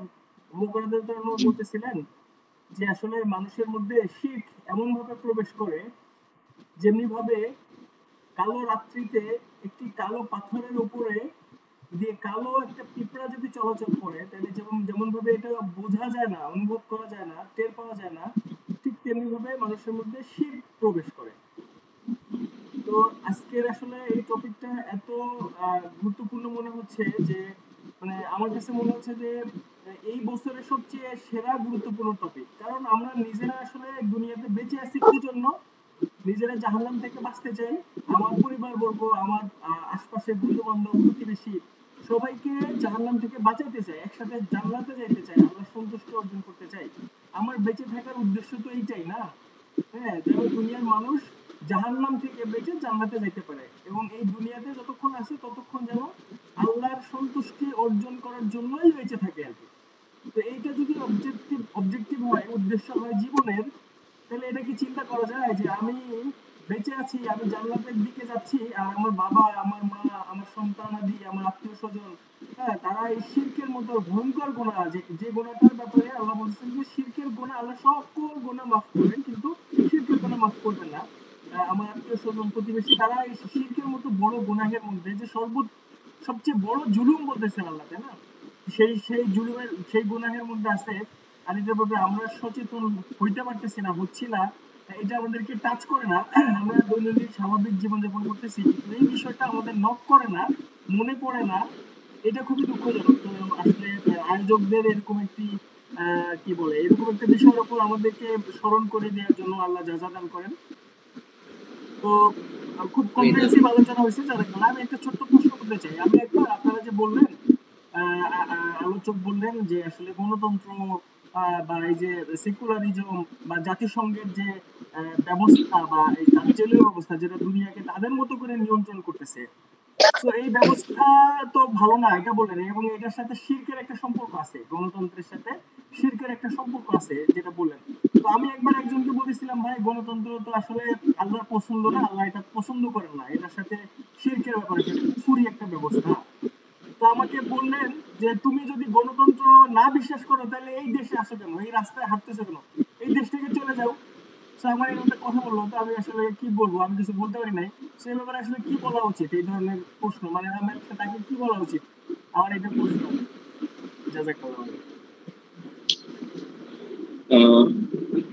জাযাকাল্লাহ ভাই। এটা বর্তমান বাস্তবতায় যদি এটা একটা কমেন্টস এবং কোশ্চেন, তো এটা খুবই রেলিভেন্ট কোশ্চেন। এটা আমি নিজেও ফেস করছি। ভাইকে যে কোশ্চেনটা বলা হয়েছে, যে ইভেন আমাকে এটাও বলা হয়েছে যে তোমরা তো যদি এই ব্যবস্থার এই শাসকদের আইনকে তোমরা না মানো, তাহলে কেন তাদের জিনিস, তাদের টাকা, তাদের আইন মানে এইখানে আসে কেন, তারা রাষ্ট্র চালায়, তোমরা এই রাষ্ট্র ছেড়ে চলে যাও, তাই না? তাদের সুযোগ সুবিধা একদম কেন নিচ্ছ? তো আমি শর্টলি বলবো, যেটা বিষয়টা যদি এমনই হয়, একটা ফার্স্ট অফ অল হচ্ছে কি, আমরা তো মুমিন। আপনি যেটা বললেন আপনার কমেন্টের মধ্যে দিয়ে, যে দুনিয়াতে বেঁচে থাকার একমাত্র কারণ হচ্ছে আল্লাহ সুবহানাহু ওয়া তাআলার সন্তুষ্টি, তাই না? এখন আল্লাহ সুবহানাহু ওয়া তাআলার সন্তুষ্টি তো তখনই আসবে যখন আসলে অ্যাকচুয়ালি আমার ঈমান থাকবে। যদি ঈমান না থাকে তাহলে আল্লাহ সুবহানাহু ওয়া তাআলার সন্তুষ্টির তো আসলে এটা কোনো সুযোগ নেই। সো ঈমান থাকতে হলে আমাকে সকল প্রকার তাগুত এবং এই যে দাজ্জালীয় বিশ্বাস এবং দাজ্জালীয় কাজকর্ম আমাদেরকে পরিত্যাগ করতে হবে। এই গণতন্ত্র এমন এক বিশ্বাস যেটা মানে পশ্চিমাদের ল্যাবরেটরিতে এবং শয়তান মিলে এগুলাকে আবিষ্কার, এই ধরনের গণতন্ত্র বা হচ্ছে সেকুলারিজমকে আবিষ্কার করছে, যেখানে আল্লাহ একাত্মবাদকে বাদ দিয়ে এই সীমাবদ্ধ এই ত্রুটিপূর্ণ মানুষের আইনকে প্রাধান্য দেওয়া হয় আল্লাহর আইনের ব্যাপারে, আল্লাহর কথার উপরে, আল্লাহর শারীর উপরে। নাউযুবিল্লাহ মিন যালিক। তো যেখানে আল্লাহ সুবহানাহু ওয়া তাআলা বলছেন যে লা শারিকা লাহ, আমরা যে কোরআনে পড়ি, কুল হুয়াল্লাহু আহাদ, বলুন আল্লাহ হচ্ছে এক, তাই না? তো তার তো শরীক নাই, নিঃসন্দেহে কোনো শরীক নাই। সো এই সাক্ষ্য দিয়েই তো আমরা মুসলিম হয়েছি। তাহলে একজন মুসলিম কি করে এটা পারে? যেখানে গণতন্ত্রে দেখেন, এই গণতান্ত্রিক ব্যবস্থার ভাই দুটা ধারা উল্লেখ করছেন, 7 ক এবং 7 খ, আর্টিকেল নাম্বার 7.7 এর উপধারা 1 এবং 2, যেখানে 7 কতে বা 7 উপধারা 1-এ বলা হয়েছে যে সভরেনিটি বিলংস টু পিপল, সার্বভৌম ক্ষমতার মালিক হচ্ছে একমাত্র জনগণ, দ্যাট মিনস মানুষ। এটা কি করে হইতে পারে? যেখানে আল্লাহ সুবহানাহু ওয়া তাআলা বলছেন যে সার্বভৌমত্ব একমাত্র আমার, কর্তৃত্ব, শাসন, আইন, বিধানদাতার মালিক একমাত্র আমি। মানুষ শুধু আমার পক্ষ থেকে এই আইন দিয়ে দেখভাল করবে, মানুষকে শাসন করবে, কিন্তু আইন বা বিধান দেওয়ার মালিক একমাত্র আমি। এবং দেখেন প্রথম তারা কি বললো, সার্বভৌম ক্ষমতার মালিক হচ্ছে জনগণ, মানুষ, এই সীমাবদ্ধ মানুষ। এবং 7 মানে 2 উপধারা 2-এ বলা হচ্ছে যে মানুষের হুইমস, ডিজায়ার, তার আশা আকাঙ্ক্ষা, তার পছন্দ অপছন্দ, চাওয়া পাওয়া হচ্ছে আইন। তো এখানেই থামে নাই, বলতেছে এই আইনের সাথে অন্য কোনো আইন ঠিক যতটুকু বৈসাদৃশ্যপূর্ণ বা সাদৃশ্যপূর্ণ নয়, ঠিক ততটুকু বাতিল বলে গণ্য হবে, তাকে কাট আপ করা হবে। তাহলে দেখেন আল্লাহর শারিয়ার সাথে তো মানুষের তৈরি আইন টোটাল তাকে যেখানে অধিকারই দেওয়া হয় না, এটা তো পুরোটাই সাংঘর্ষিক। তো এটা তো পুরোটাই শিরক হবে। হ্যাঁ, এটা তো একবার নির্ভেজাল শিরক, বিশুদ্ধ শিরক। সো এটা তো কখনোই মানা সম্ভব না। এখন কেউ যদি এই কোশ্চেন করে যে তাহলে তো এই এই এই এই রাষ্ট্র এই ব্যবস্থার বাইরে চলে যেতে হবে। তার জন্য সুন্দর একটা কথা যেটা বলা যেতে পারে, যেটা আমি মনে করি, তো সেটা হচ্ছে গিয়ে যদি আল্লাহর আইন না থাকার ফলে যদি এই জালিম বা এই তাগুদি শক্তির আইন থাকার ফলে এই রাষ্ট্রে ঢাকা না যায়, তাহলে এই রাষ্ট্র কেন, তাবৎ আসমান জমিন সকল সৃষ্টি জগৎ সমূহ একমাত্র মহান রব্বুল আলামিনের সৃষ্টিকর্তার, তাকে এই সকল এই সৃষ্টির বাইরে, আল্লাহর সৃষ্টির জগতের বাইরে চলে যাওয়া উচিত। তার কোনো অধিকার নাই, তার কোনো অধিকার নাই আল্লাহর এই আসমান জমিন, আল্লাহর এই সীমারেখা, আল্লাহর এই সৃষ্টির মধ্যে থাকা।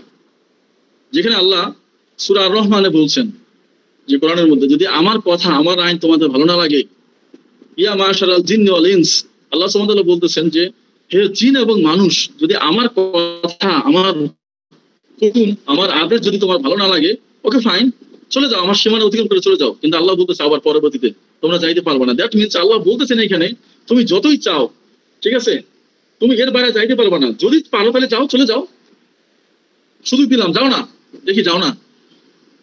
তো আমাদের এই, তাই না, এই যে আমেরিকা বা পশ্চিমারা যতই লাফালাফি করুক না কেন, আমাদের এই যে এখন সুদানে আক্রমণ করতেছে, এর আগে তারা আক্রমণ প্যালেস্টাইন শেষ করে দিয়েছে, তারা মুসলিম ভূখণ্ডগুলোকে আক্রমণ করতেছে। এর ফলে মুসলিমরা তাদেরকে একটা অংশ, বিরাট একটা অংশ অপরাজয় ভাবতেছে, তাই না? তো আমাদের এক ভাই বলছেন যে আমেরিকার বিমানগুলা যতই শক্তিশালী, যতই হোক না কেন, তারা যেন আল্লাহ পারলে আল্লাহর সীমানার বাইরে গিয়ে চিন্তা দেখুক। সো আপনি যতই শক্তিশালী হয় না কেন, পৃথিবীর পরাশক্তি গুলো যতই শক্তিশালী হোক না কেন, এই জালিমরা, এই তাগুদি শক্তি যতই শক্তিশালী হোক না কেন, তারা কখনোই আল্লাহর এই সীমারেখার বাইরে যাইতে পারবে না। যদি একজন মানুষ, একজন মুসলিম যদি এই যে এই তাগুদি বা এই জাহেলি শাসন ব্যবস্থার অধীনে ইসলাম চায়, পালন করতে চায়, এর ফলে যদি তাকে এই কথা বলা হয়, তাহলে অবশ্যই আল্লাহর যে কোরআনে বলছে, যদি যদি যদি এমনই বিষয়টা হয়, আমার কথা তোমাদের ভালো না লাগে, তাহলে যাও, আমার এই সীমানা অতিক্রম করে চলে যাও। কিন্তু আল্লাহ বলতেছে পারবে না তোমরা। সুতরাং মুসলিমদের এরকম চিন্তা বা ভাবার কোনো সুযোগ নাই। অবশ্যই তাকে আল্লাহ সুবহানাহু ওয়া তাআলার সীমার মধ্যে থাকতে হবে। সকল প্রকার তাগুদি, মানবরচিত আইন, মতবাদ, চিন্তাকে পরিহার করতে হবে। এবং কখনোই কোনো মানুষের কাছে, কখনোই এই যে পশ্চিমা যাদেরকে বলা হচ্ছে অপরাজয়, এদের কাছে সাহায্য চাওয়া যাবে না। ইতিহাস আমরা দেখি যে পারস্য রোমকে কি করে ইসলাম, তারাও তখন অপরাজয় ছিল। এই ইসলাম কি করে তাদেরকে পদদলিত করছে, এবং ইসলামের সুমহান, ঠিক আছে, মর্যাদাকে এবং সুশাসনকে পৃথিবীর বুকে প্রতিষ্ঠা করছে, যেখানে সবাই ভালো ছিল। সো আমাদের এই চিন্তাকে প্রথমত পরিহার করতে হবে, এবং আমাদেরকে ঐক্যবদ্ধভাবে মদিনাতে যেভাবে বৈপ্লবিক পরিবর্তন হয়েছে, একটা বিপ্লব ঘটাইতে হবে, উম্মতকে জাগ্রত করতে হবে। সবচেয়ে বড় বিষয় হচ্ছে এই ধরনের কোশ্চেন একটা মুসলিম এই ধরনের কথা কি করে বলে। সুতরাং এইটা থেকে যে জিনিসটা ডিমান্ড করে যে আমাদের অনেক বেশি উম্মতের মধ্যে এই বিষয়গুলো নিয়ে কাজ করতে হবে, কথা বলতে হবে, তাদেরকে বুঝাইতে হবে। জি ভাই, জাযাকাল্লাহ ভাই। এরপরে আমাদের সাধারণ, জি এরপরে আমার সাধারণ মুসলিম ভাই হাত তুলছিলেন। আমি সাধারণ মুসলিম ভাইয়ের আগে ভাইয়ের অনুমতি নিয়েই সাইয়েদ আহনাফ ভাইকে একটু অনুমতি দিতে চাই আর কি, যদি ভাই কিছু মনে না করেন। সাইয়েদ আহনাফ ভাই। জি ভাই, আপনার কোশ্চেন অথবা মন্তব্য আপনি করতে পারেন। আমার আসলে কিছু কোশ্চেন ছিল, সেটা হচ্ছে যে আবু আব্দুল্লাহ ভাই আলোচনা করেছিলেন যে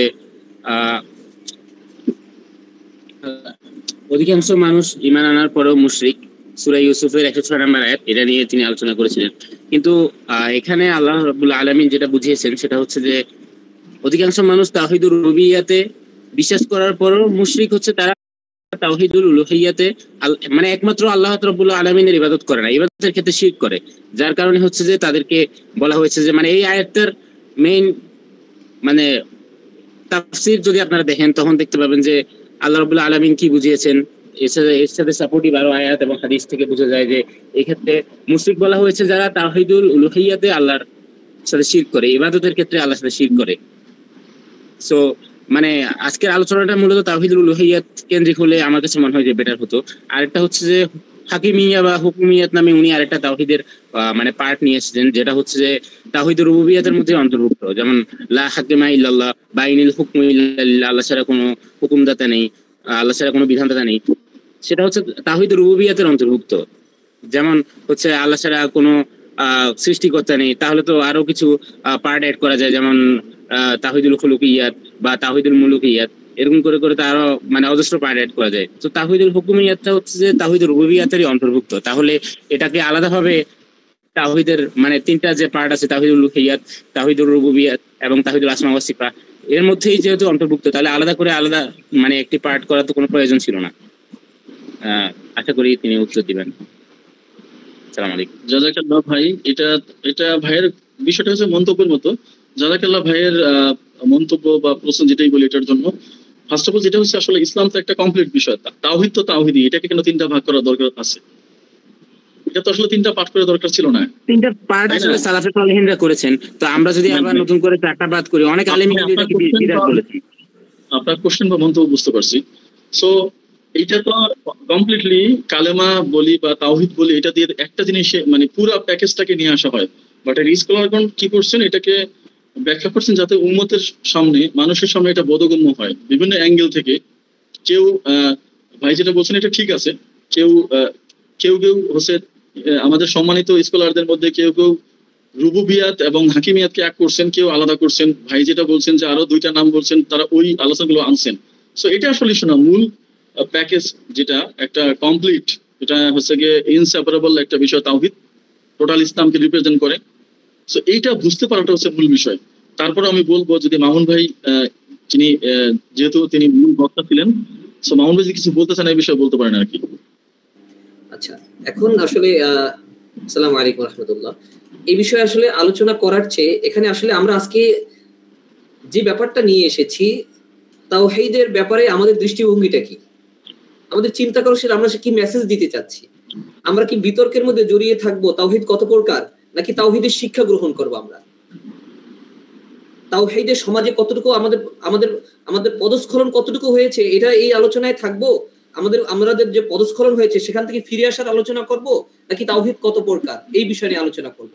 তো আমার মনে হয় হতে পারে অনেক কিছু, বিভিন্ন স্কলার ভিন্ন মত থাকতে পারে, কিন্তু এটা আমাদের মূল আলোচনা না, এটা আমাদের মধ্যে বিতর্ক বাড়াবে।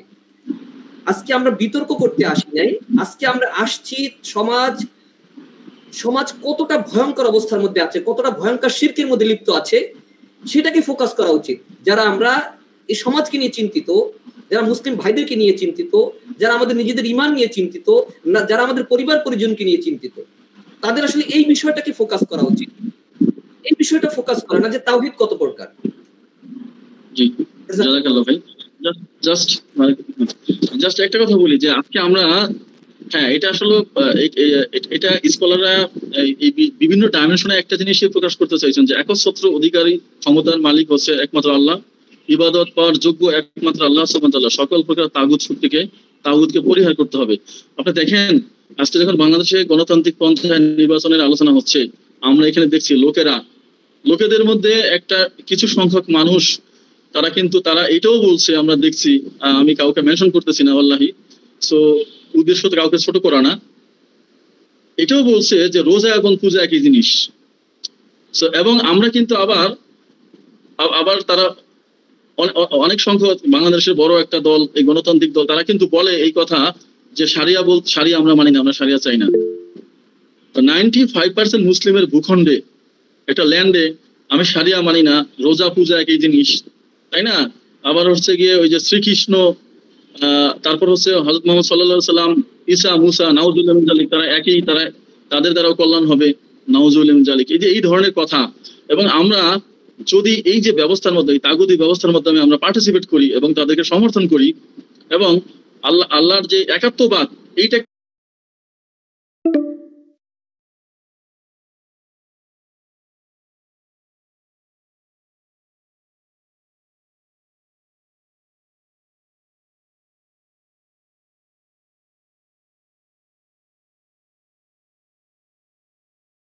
বর্তাবে, ঠিক আছে? সো এই জিনিসটা যেন আমরা বুঝি এবং এটা নিয়ে অনেক কথা বলার সুযোগ আছে আর কি। জি ভাই, আমাকে একটু সুযোগ দিলে একটু অ্যাড করতাম প্রশ্নের উত্তর আমার ছাড়া। জি, এবার আমি সাধারণ মুসলিম ভাইকে এই বিষয়ে তিনি একটু অ্যাড করতে চাচ্ছেন, এইটা প্লাস ভাইয়ের যে কমেন্ট ছিল। প্রথমে আমি বলবো ভাইকে উনি যেটা অ্যাড করতে যাচ্ছেন এই বিষয়ে একটু অ্যাড করেন, তারপরে আপনার যে শেয়ারিং যদি আপনি চান সেটা করতে পারেন। জি ভাই।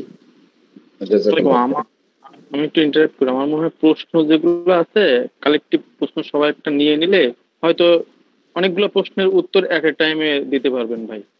প্রশ্নগুলো একটু যদি সংক্ষেপে নিয়ে নিন। জাযাকাল্লাহ ভাই। আমারও প্রশ্ন এই প্রশ্নটা অলরেডি যেহেতু নেওয়া হয়ে গিয়েছে, আমি এটা আনসারটা একটু জাস্ট অ্যাড করে ফেলতে যাচ্ছি। ওকে, আউযু বিল্লাহি মিনাশ শাইতানির রাজিম, বিসমিল্লাহির রহমানির রহিম, আলহামদুলিল্লাহি রাব্বিল আলামিন, ওয়াসসালাতু ওয়াসসালামু আলা সাইয়্যিদিল মুরসালিন ওয়া আলা আলিহি ওয়া সাহবিহি আজমাইন। বিসমিল্লাহির রহমানির রহিম, রব্বি ইশরাহ লি সাদরি ওয়াইসির লি আমরি ওয়াহলুল উকদাতাম মিন লিসানি ইয়াফকাহু কওলি। সাইয়্যিদ আব্দুল্লাহ ভাইকে শুরুতে জাযাকাল্লাহু খাইরান। উনি খুবই সুন্দর একটা ডাইমেনশন এনেছেন যে অ্যাকচুয়ালি স্কলারগণ তাওহীদকে তিনটা ক্যাটাগরিতেই ব্যাখ্যা করেছেন। আমি বলবো না ভাগ করেছেন, তারা ব্যাখ্যা করেছেন। একটা হচ্ছে রুবুবিয়্যাত, উলুহিয়্যাত, আসমা ওয়া সিফাত।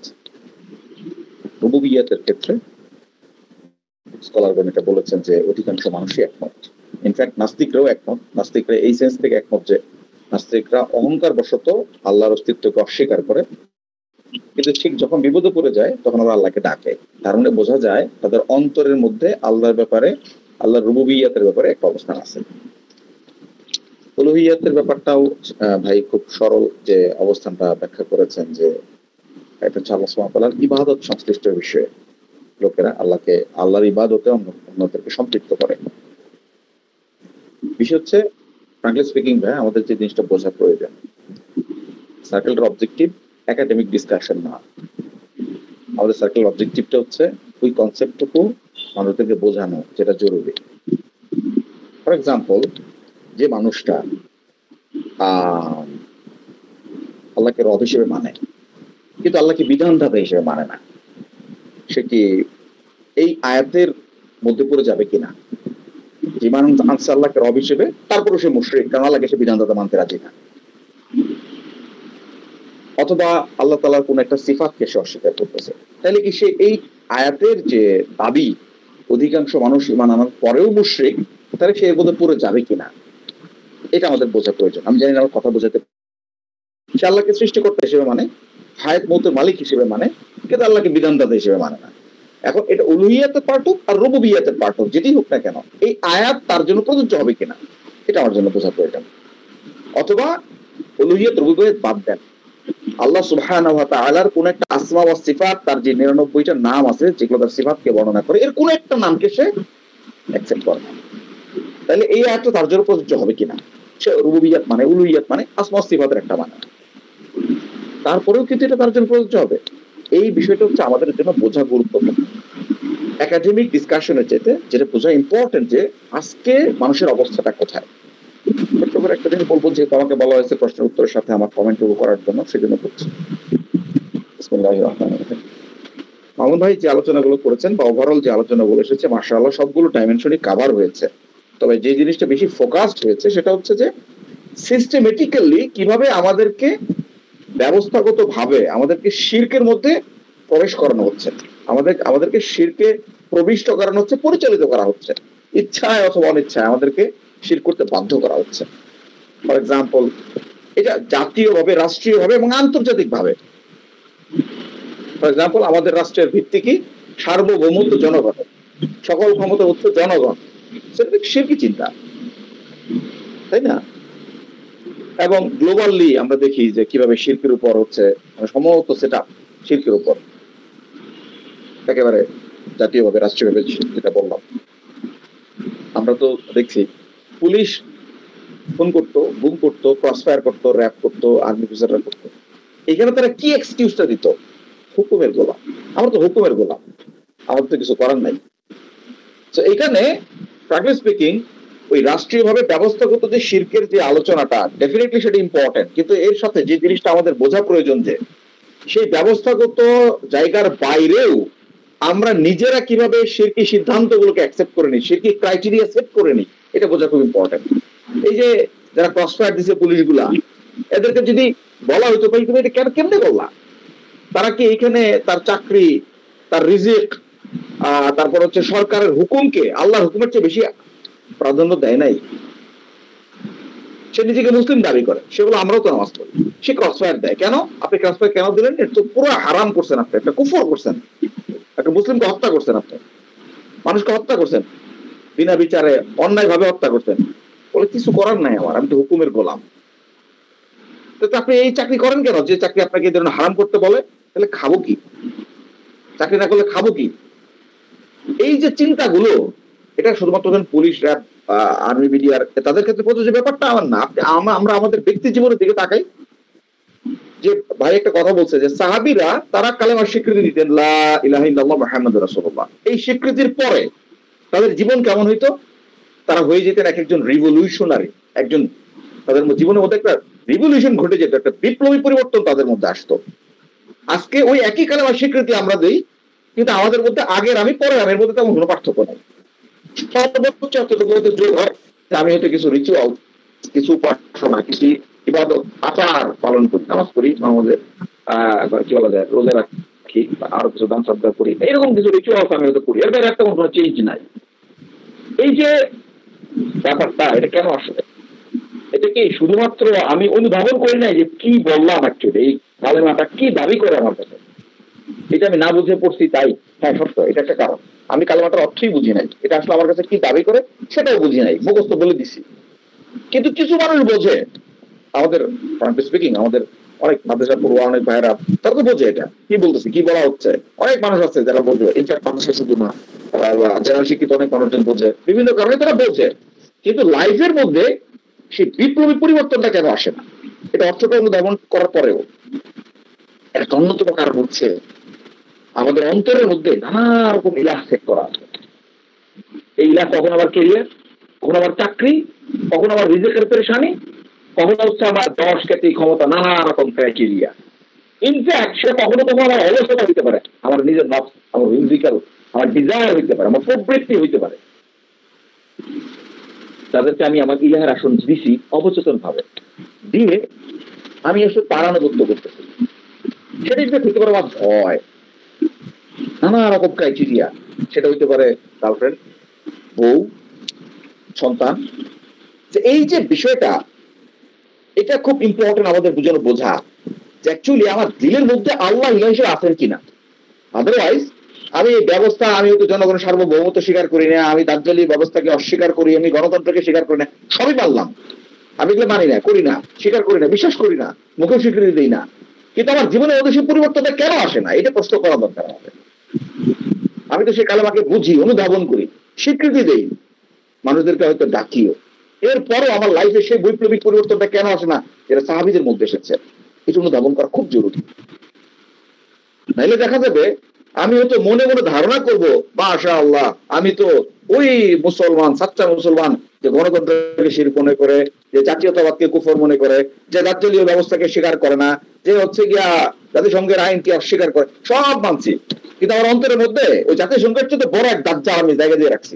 সেটা হতে পারে আমার রিজিকের চিন্তা, সেটা হতে পারে আমার ক্যারিয়ারের চিন্তা, সেটা হতে পারে অন্য কোনো কিছু। এই বিষয়টা আমাদের আসলে খেয়াল করা দরকার। আদারওয়াইজ এই অন্তরের মধ্যে এই ধরনের ইলাহ গুলোকে যদি আমরা দূর করতে না পারি, এক একটা তাগুতকে যদি আমরা দূর করতে না পারি, যেটা আমাদের অন্তরে বসে আছে, তাহলে দিন শেষে দেখা যাবে যে আমিও এই আয়াতের মধ্যেই পড়ে যাব। আল্লাহ আমাদেরকে মাফ করেন, আল্লাহ আমাদেরকে সাহাবীদের মতন ইখলাসওয়ালা তাওহীদে বিশ্বাসী হওয়ার তৌফিক দান করেন, যার ভিত্তিতে আমরা আমাদের ব্যক্তি জীবনে, পরিবারে এবং সমাজে সেই বৈপ্লবিক পরিবর্তনটা আনতে পারবো। আদারওয়াইজ সমাজে বিপ্লব করতে চাই, রাষ্ট্রে বিপ্লব করতে চাই, অথচ নিজের মধ্যে বিপ্লব হবে না। ফলে যে নিজের মধ্যে বিপ্লব করতে পারো না, সে একটা ভারসাম্য, মানে কি বলা যায়, ইমব্যালেন্সড একটা পার্সোনালিটি হবে। এই ইমব্যালেন্স পার্সোনালিটি দিয়ে আসলে সমাজে বিপ্লব হবে না। আল্লাহ সুবহানাহু ওয়া তাআলা আমাদের বোঝার তৌফিক দান করেন। জাযাকাল্লাহু খাইরান।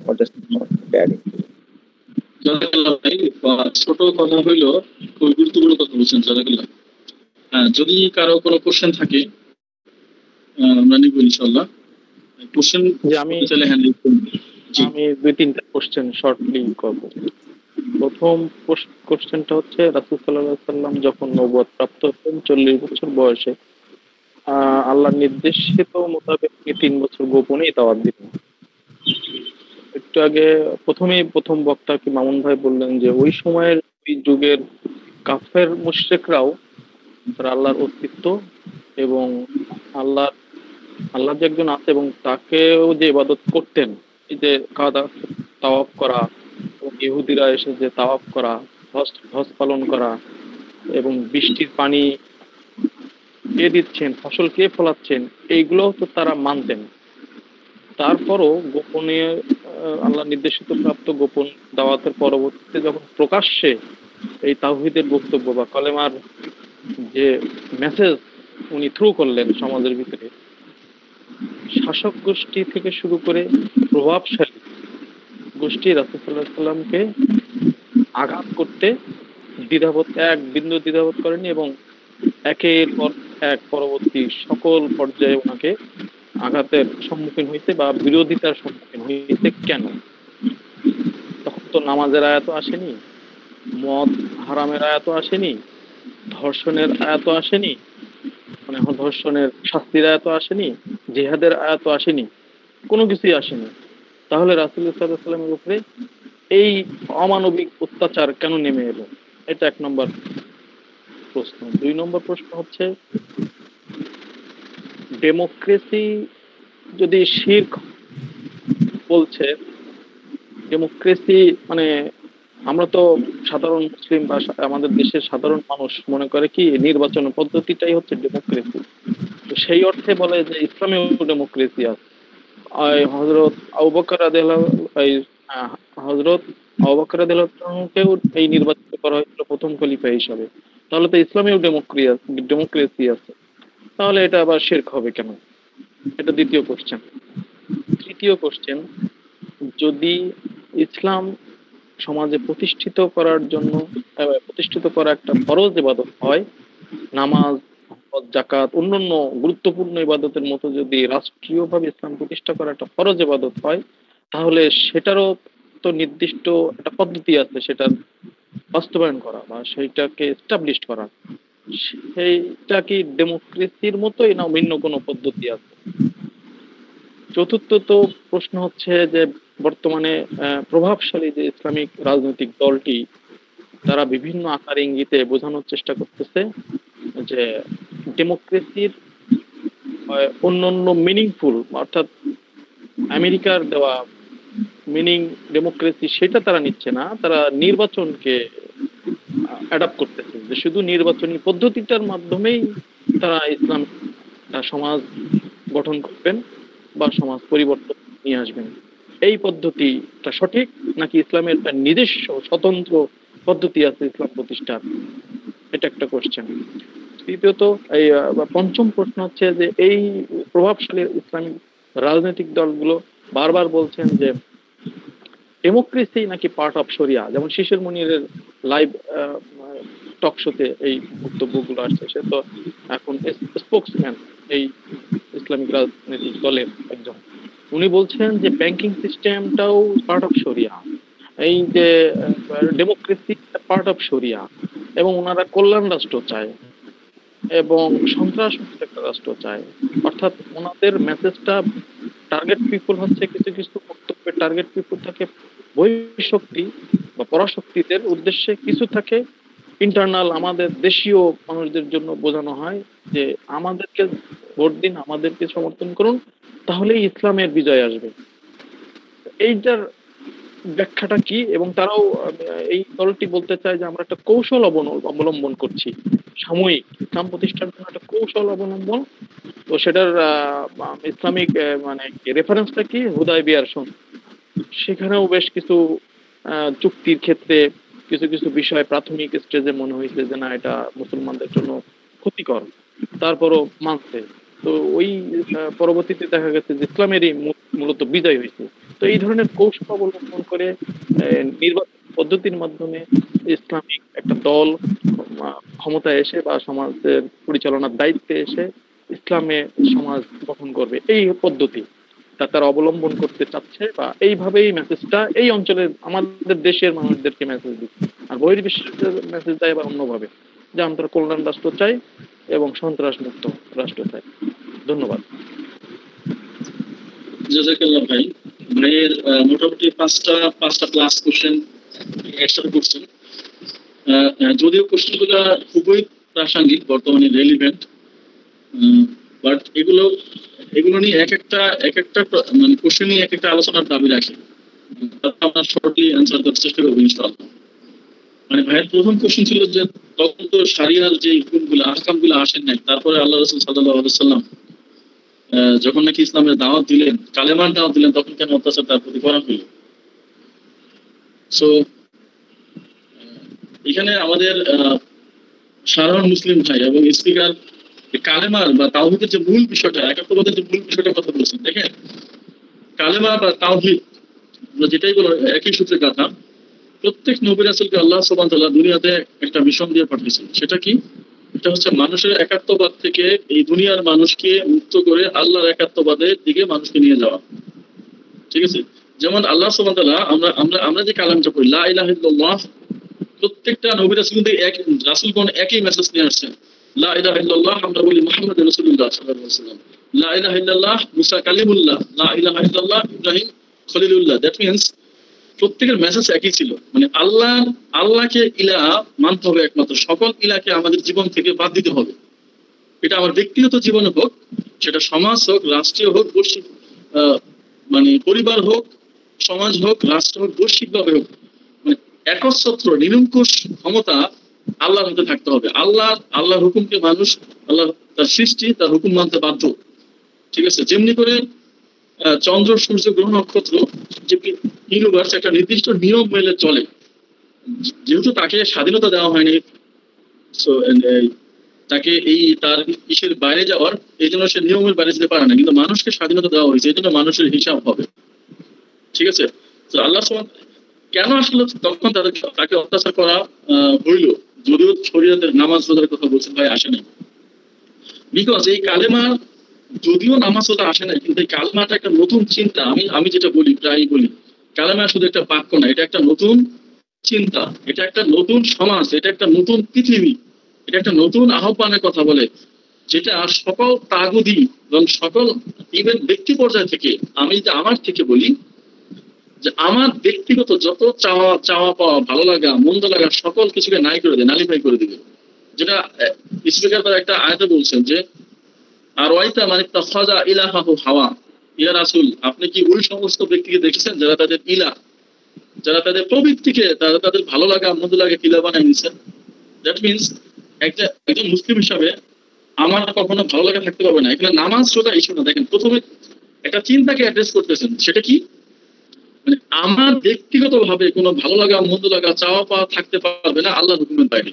সেটা হোক নামাজ, সেটা হোক রোজা, সেটা হোক যাকাত, সেটা হোক আল্লাহর হুকুম পালন, মানে রাষ্ট্রীয় ভাবে, সামাজিক ভাবে আল্লাহর হুকুম পালন, সেটা হোক বৈশ্বিক ভাবে হুকুম, মানে কোনো চুক্তি বা কোনো যাদের সাথে কোনো সম্পর্ক করা না করা, কোনো ক্ষেত্রেই মানে আল্লাহ প্রথমে যে মেসেজটা দিতেছেন ইন জেনারেলি, একবারে যেটা দিয়ে পরবর্তীতে ওয়ান বাই ওয়ান ধরে আসছে, তাই না? প্রথমে কি বললেন? লা ইলাহা ইল্লাল্লাহ, আল্লাহ ছাড়া কাউকে ইলা মানা যাবে না। সেটা কাউকেই মানা যাবে না। সো মানুষ তো তিন ভাবে, আমরা যদি ওভারঅলি দেখি, মানুষ তার সে নিজেকে ইলা মানে, নিজের খেয়াল খুঁজি মন মর্জির মতো চলে, অথবা তার সে সুপিরিয়র কেউ, হইতে পারে তার ভাই, হইতে পারে তার বাবা, হইতে পারে তার টিচার, হইতে পারে তার কোনো আলেম ওলামা, হইতে পারে পীর মাশায়েখ, ঠিক আছে, কোন শায়েখ হইতে পারে। যদি তারা ইসলাম অপেক্ষা অন্য কিছুর কথা বলে এবং যদি এটা কেউ মেনে নেয় কোনো মুসলিম, তাহলে এখানে আল্লাহকে ইলা মানা হলো না। ঠিক আছে? কিন্তু আল্লাহ বলতেছেন লা ইলাহা ইল্লাল্লাহ, যেটা আল্লাহ রাসূল সাল্লাল্লাহু আলাইহি ওয়াসাল্লাম পাহাড়ের উপরে দাঁড়িয়ে মক্কাবাসীকে বলছিল যে তোমরা এমন একটা কথা যদি নাও, তাহলে তোমরা আরব অনারব সবাইকে তোমরা নেতৃত্ব দিবা, শাসন করবা। তো তখন তারা বলছিল যদি এমনই ঘটনা হয় তাহলে একটা না তোমার 10টা কথা শুনতে রাজি আছি। তো যখন আল্লাহ রাসূল সাল্লাল্লাহু আলাইহি ওয়াসাল্লাম বললেন ক্বালা লা ইলাহা ইল্লাল্লাহ, তখন তারা বলল তুমি বুঝি এই কথা বলার জন্য আমাদের ডাকছো। তো তারা বুঝছিল যে আল্লাহ রাসূল সাল্লাল্লাহু আলাইহি ওয়াসাল্লাম লা ইলাহা ইল্লাল্লাহ বলতে অ্যাকচুয়ালি কি বুঝাচ্ছেন। তিনি এই তাদের যে অর্ডার, তাদের যে নিয়ম কানুন, তাদের যে বিধান, তাদের যে আইন, তাদের যে মতামত, সবকিছুকে চুরমার করে ফেলে দিতে যাচ্ছেন এই কথার মধ্যে দিয়ে। একমাত্র বিধান, আইন, সবকিছু হবে আল্লাহ। ঠিক আছে? সো তারা যেহেতু বুঝতে পারছিলেন, যেহেতু তারা আরবিক ভাষাভাষী ছিলেন, এই কথার মর্তবা তারা বুঝতে পারতেছিলেন, মিনিং তারা বুঝতে পারছিলেন যে মোহাম্মদ সাল্লাল্লাহু আলাইহি ওয়াসাল্লাম এমন এক কথা বলতেছে যেখানে আমাদের কোনো কর্তৃত্বই থাকবে না, কোনো মানুষের কর্তৃত্ব থাকবে না। এটা ব্যক্তি আমি হই, এটা সমাজ নেতা হিসেবে আমি হই, পরিবারের কর্তা হিসেবে আমি হই, রাষ্ট্রের একজন শাসক হিসেবে আমি যেই হই না কেন, কোনো কর্তৃত্ব থাকবে না, একমাত্র আল্লাহর কর্তৃত্ব থাকবে। যেহেতু তারা এটা বুঝছে, ওই জন্যই তারা হচ্ছে গিয়ে আল্লাহ রাসূল সাল্লাল্লাহু আলাইহি ওয়াসাল্লামকে তারা অত্যাচার করছে, ঠিক আছে, তাদের কর্তৃত্ব থাকবে না। যেমনি করে আমাদের শাসকগুলো যখন আসলে আমরা যারা কথা বলে মুখ দিয়ে আমাদের আমাদের আমাদের অপরাধটা কোথায়?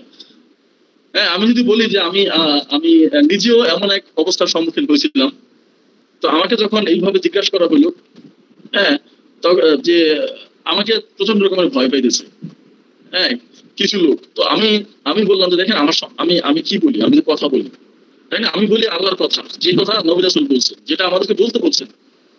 তো তখন তারা বললো যে আমাকে ধমক দিয়ে বললো যে তুমি তো এমন কথা বলো যে এটা হচ্ছে পারমাণবিক বোমার চেয়েও বিপজ্জনক, ঠিক আছে, তুমি তো তোমার কথা দিয়ে তো সব চেঞ্জ করে ফেলাইতে পারো, যদি এটা মেনে নেয় তাহলে তো গতিতে থাকবে না।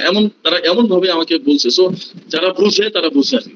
যেমন হচ্ছে গিয়ে ধরেন ব্রিটেনের একবার মন্ত্রিসভার এক এমপি বলছে যে লা ইলাহা ইল্লাল্লাহ ইটস আ ডেঞ্জারাস সেন্টেন্স, ঠিক আছে, এটা একটা বিপজ্জনক। এখন আমরা হয়তো বুঝি না, এই কারণে তো আমাদের অবস্থার পরিবর্তন হয় না। সত্যি কথা বলতে এই কালেমা এই তাওহীদ আমরা বুঝি না দেখে তো আমাদের এই অবস্থা। যদি আমরা বুঝতাম এবং তাহলে তো আমাদের এই অবস্থা হইতো না, তাই না? কিন্তু তারা ঠিকই বুঝে, এটা হচ্ছে মূল কারণ। সেকেন্ডলি আমি বলবো মামুন ভাইকে নির্বাচন নিয়ে একটু বলার জন্য, তারপরে পরবর্তীতে নির্বাচন এবং গণতন্ত্র এক কেন নয়, এটা মামুন ভাইকে একটু বলার জন্য বলছি। সাধারণ মুসলিম ভাই মনে কিছু বলতে যাচ্ছেন। জি, জাযাকাল্লাহু খাইরান। যদি অনুমতি দেন তাইলে ভাইয়ের প্রথম প্রশ্নের উত্তর একটু অ্যাড করতে যাচ্ছিলাম।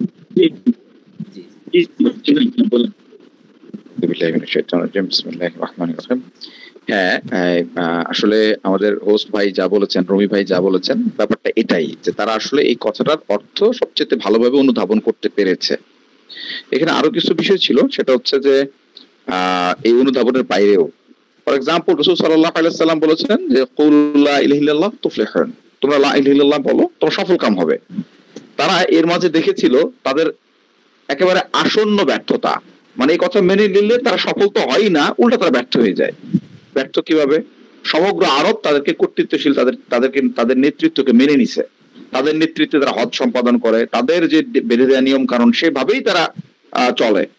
তাদের কি বলা যায়, অনেক ক্যারাভান লুট হয়, কিন্তু তাদের ক্যারাভান গুলো, তাদের ব্যবসায়িক কাফেলা গুলো নিরাপদ থাকে। মানুষ তাদের কাছ থেকে উচ্চ মূল্যে পণ্য ক্রয় করে, শুধু তাই না, হজ্জের কাপড় ক্রয় করে। যেমন এখানে ইহরামের যে কাপড় তৎকালীন মুশরিকরা বা কুরাইশরা এটা বিক্রি করতো, যারা ইহরাম করতে আসতো বা হজ করতে আসতো, তারা বলতো যে আইদার আমাদের কাপড় পরিধান করে তোমাদেরকে হজ করতে হবে, অথবা তোমাদের উলঙ্গ হয়ে হজ করতে হবে, যদি আমাদের কাপড় তোমরা না কেনো। ফলে তারা করতো কি, উচ্চ মূল্যে, অতি উচ্চ মূল্যে তাদের কাপড় বিক্রি করতো। এই এত উচ্চ মূল্যে কাপড় ক্রয় করার মতো সামর্থ্য অনেকেরই থাকতো না। ফলে তারা অনেকেই করতো কি, যে ঠিক আছে সেক্ষেত্রে তাহলে উলঙ্গ হজ করতে হবে, যে তোমার কাপড় সামর্থ্য নাই, সেটা অফ করতো তখন উলঙ্গ হয়ে। এভাবে তারা প্রচুর নিয়ম কানুন বানিয়ে, মিথ্যা নিয়ম কানুন বানিয়ে, বিভিন্ন দেবদেবী বানিয়ে, এসবের মাধ্যমে তারা ব্যবসা করতো, তারা সুবিধা এখান থেকে তালাশ করতো। যখন তারা দেখলো যে আজকে মুহাম্মদের কথা মেনে নেওয়ার অর্থ হচ্ছে লোকেরা আমাদেরকে মিথ্যাবাদী সাব্যস্ত করবে, তাহলে এতদিন তোমরা কি তাহলে আমাদেরকে মিথ্যা কথা বলতা, আমাদের কাছ থেকে তোমরা ফায়দা উঠানোর জন্য এগুলো নিয়ম কানুন নিজেরা বানাইতা, তোমাদের ট্রাইবের লোকই তো এখন হচ্ছে গিয়ে এগুলোকে ডিনাই করতেছে, আর তোমরা তো এগুলোকে অ্যাকসেপ্ট করছো। ফলে 2 দিন আগে তোমরা যা কিছু বলছো এগুলো তারা বলছিল, ফলে লোকেরা তাদের কর্তৃত্ব আর মানবে না। তো তারা দেখেছিল যে এর মাধ্যমে তাদের মুহাম্মদ সাল্লাল্লাহু আলাইহি ওয়াসাল্লাম বলতেছে যে আরব অনারবের কর্তৃত্বশীল হবা, তারা দেখতে পাচ্ছে তারা আরবের কর্তৃত্বই হারাইতেছে। আরবের গোত্রগুলো এবার তাদের সাথে তাদের সমালোচনা শুরু করবে, তাদের নেতৃত্ব মানতে চাইবে না। এবার তাদের ক্যারাভান বিপদে পড়তে পারে, লাইক সিরিয়াতে যে ক্যারাভান যায় অথবা ইয়েমেনে যে ক্যারাভান যায়, সেটা লুটপাটের শিকার হতে পারে। তারা অর্থনৈতিক যে সুবিধাগুলো পাচ্ছিল, তারপর ধর্মীয় পণ্ডিতের যে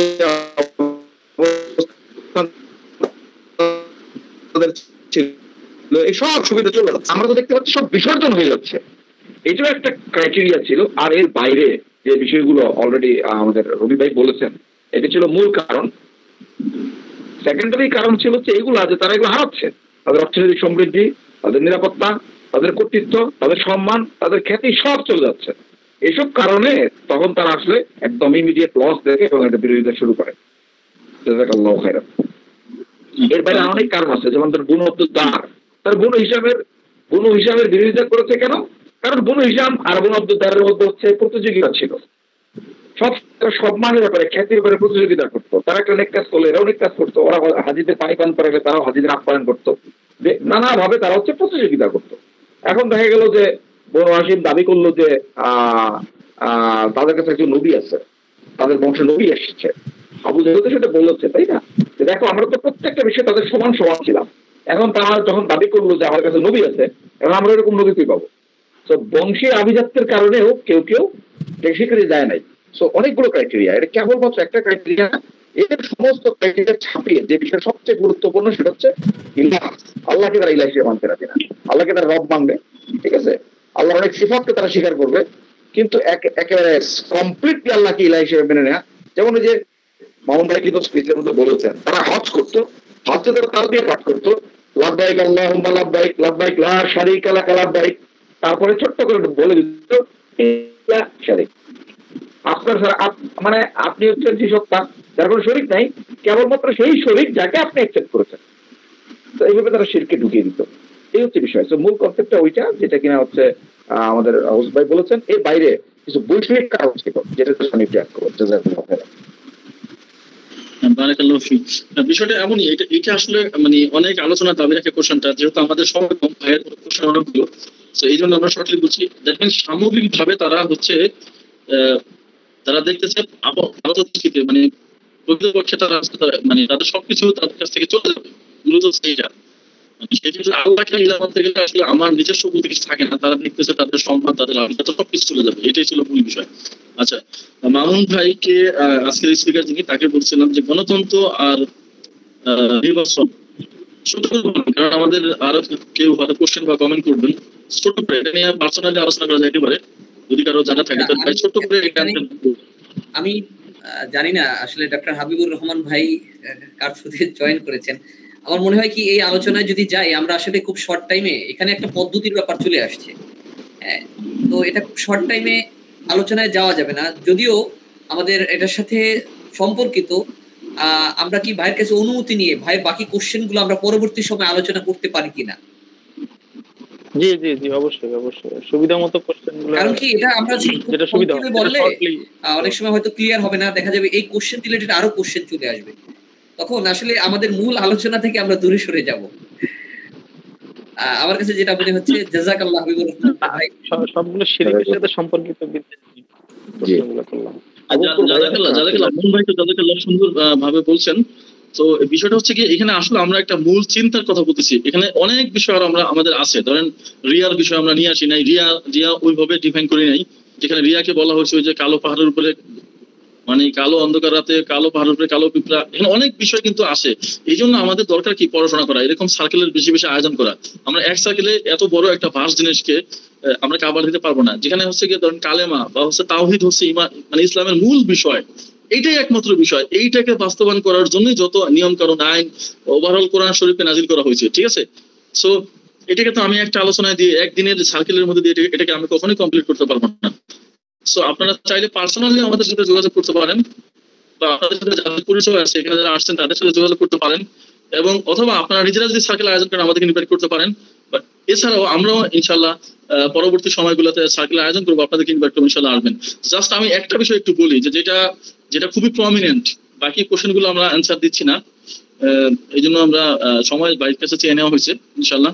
তো সেটা হচ্ছে যে হিকমা। আমি জাস্ট একটা হাদিস শেয়ার করবো। হ্যাঁ, হযরত আবু হুরায়রা থেকে বর্ণিত একটা হাদিস আছে, আল্লাহ রাসূল সাল্লাল্লাহু আলাইহি ওয়াসাল্লাম বলেন, লা তারকাবু মারতাকাবাল ইয়াহুদ ওয়া তাস্তাহিল্লু মা হারিমাল্লাহু বিয়াদনাল হিয়াল। আল্লাহ রাসূল সাল্লাল্লাহু আলাইহি ওয়াসাল্লাম বলতেছেন যে লা তারকাবু মারতাকাবাল ইয়াহুদ, ইহুদিরা যেই কাজ করছে তোমরা ওই কাজ করো না। ওয়া তাস্তাহিল্লু মা হারিমাল্লাহু বিয়াদনাল হিয়াল, আল্লাহ যা হারাম করেছে সামান্য অপকৌশলের সাহায্যে তা তোমরা হালাল করো না। দেখেন আল্লাহ এখানে বললেন যে আল্লাহ রাসূল সাল্লাল্লাহু আলাইহি ওয়াসাল্লাম বললেন যে ইহুদিরা যেই কাজ করছে তোমরা ওই কাজ করো না। এখানে হিয়াল শব্দটা আনছেন, হিয়াল মানে হচ্ছে কি অপকৌশল, আর হিকমা বা কায়দা মানে হচ্ছে কি কৌশল, ইন জেনারেল কৌশল। হিয়াল মানে হচ্ছে অপকৌশল। আল্লাহ রাসূল সাল্লাল্লাহু বললেন যে আল্লাহ যা ইহুদিরা যেই কাজ করছে তোমরা তা করো না, আর আল্লাহ যা হারাম করেছে সামান্য অপকৌশলের সাহায্যে তা তোমরা হালাল করো না। ঠিক আছে? এখন যেই বিষয়গুলো আসছে আমরা একটু চিন্তা করে দেখি, এগুলো একটা অপকৌশল মাত্র, এগুলো একটাও কৌশল না। আমি কৌশল তো ওই জায়গায় প্রযোজ্য হবে। আল্লাহ রাসূল সাল্লাল্লাহু আলাইহি ওয়াসাল্লাম বা সাহাবা আজমাইনদের সে কৌশল কে ছিলেন কৌশলে শ্রেষ্ঠ? আল্লাহ ছিলেন সর্বশ্রেষ্ঠ কৌশলে। তারপরে আল্লাহ এবং আল্লাহ রাসূল এবং সাহাবাদের সে কৌশলে কে কত উত্তম, এর চেয়ে উত্তম আর কে ছিল দুনিয়ার বুকে, তাই না? সো তারা কৌশল করছেন, তারা কেন কৌশল করছেন? সত্যকে সত্যের উপর প্রতিষ্ঠা করার জন্য। দ্যাট মিন্স এটি হচ্ছে কৌশল। আর মিথ্যাকে সত্যের উপর প্রতিষ্ঠা করার জন্য কৌশল করা এটা অপকৌশল, এটা কোনো কৌশল না, এটা হিকমা, এটা প্রজ্ঞা না, এটা কায়দা না, এটা হচ্ছে যেটা হাদিসে আসছে হিয়াল শব্দটা হচ্ছে অপকৌশল। এটা হচ্ছে মিথ্যাকে সত্য রূপে আর সত্যকে গোপন করার মাধ্যমে তাদের ব্যক্তিগত, তাদের হচ্ছে গিয়ে মানে পার্থিব স্বার্থকে হাসিল করার একটা অপকৌশল।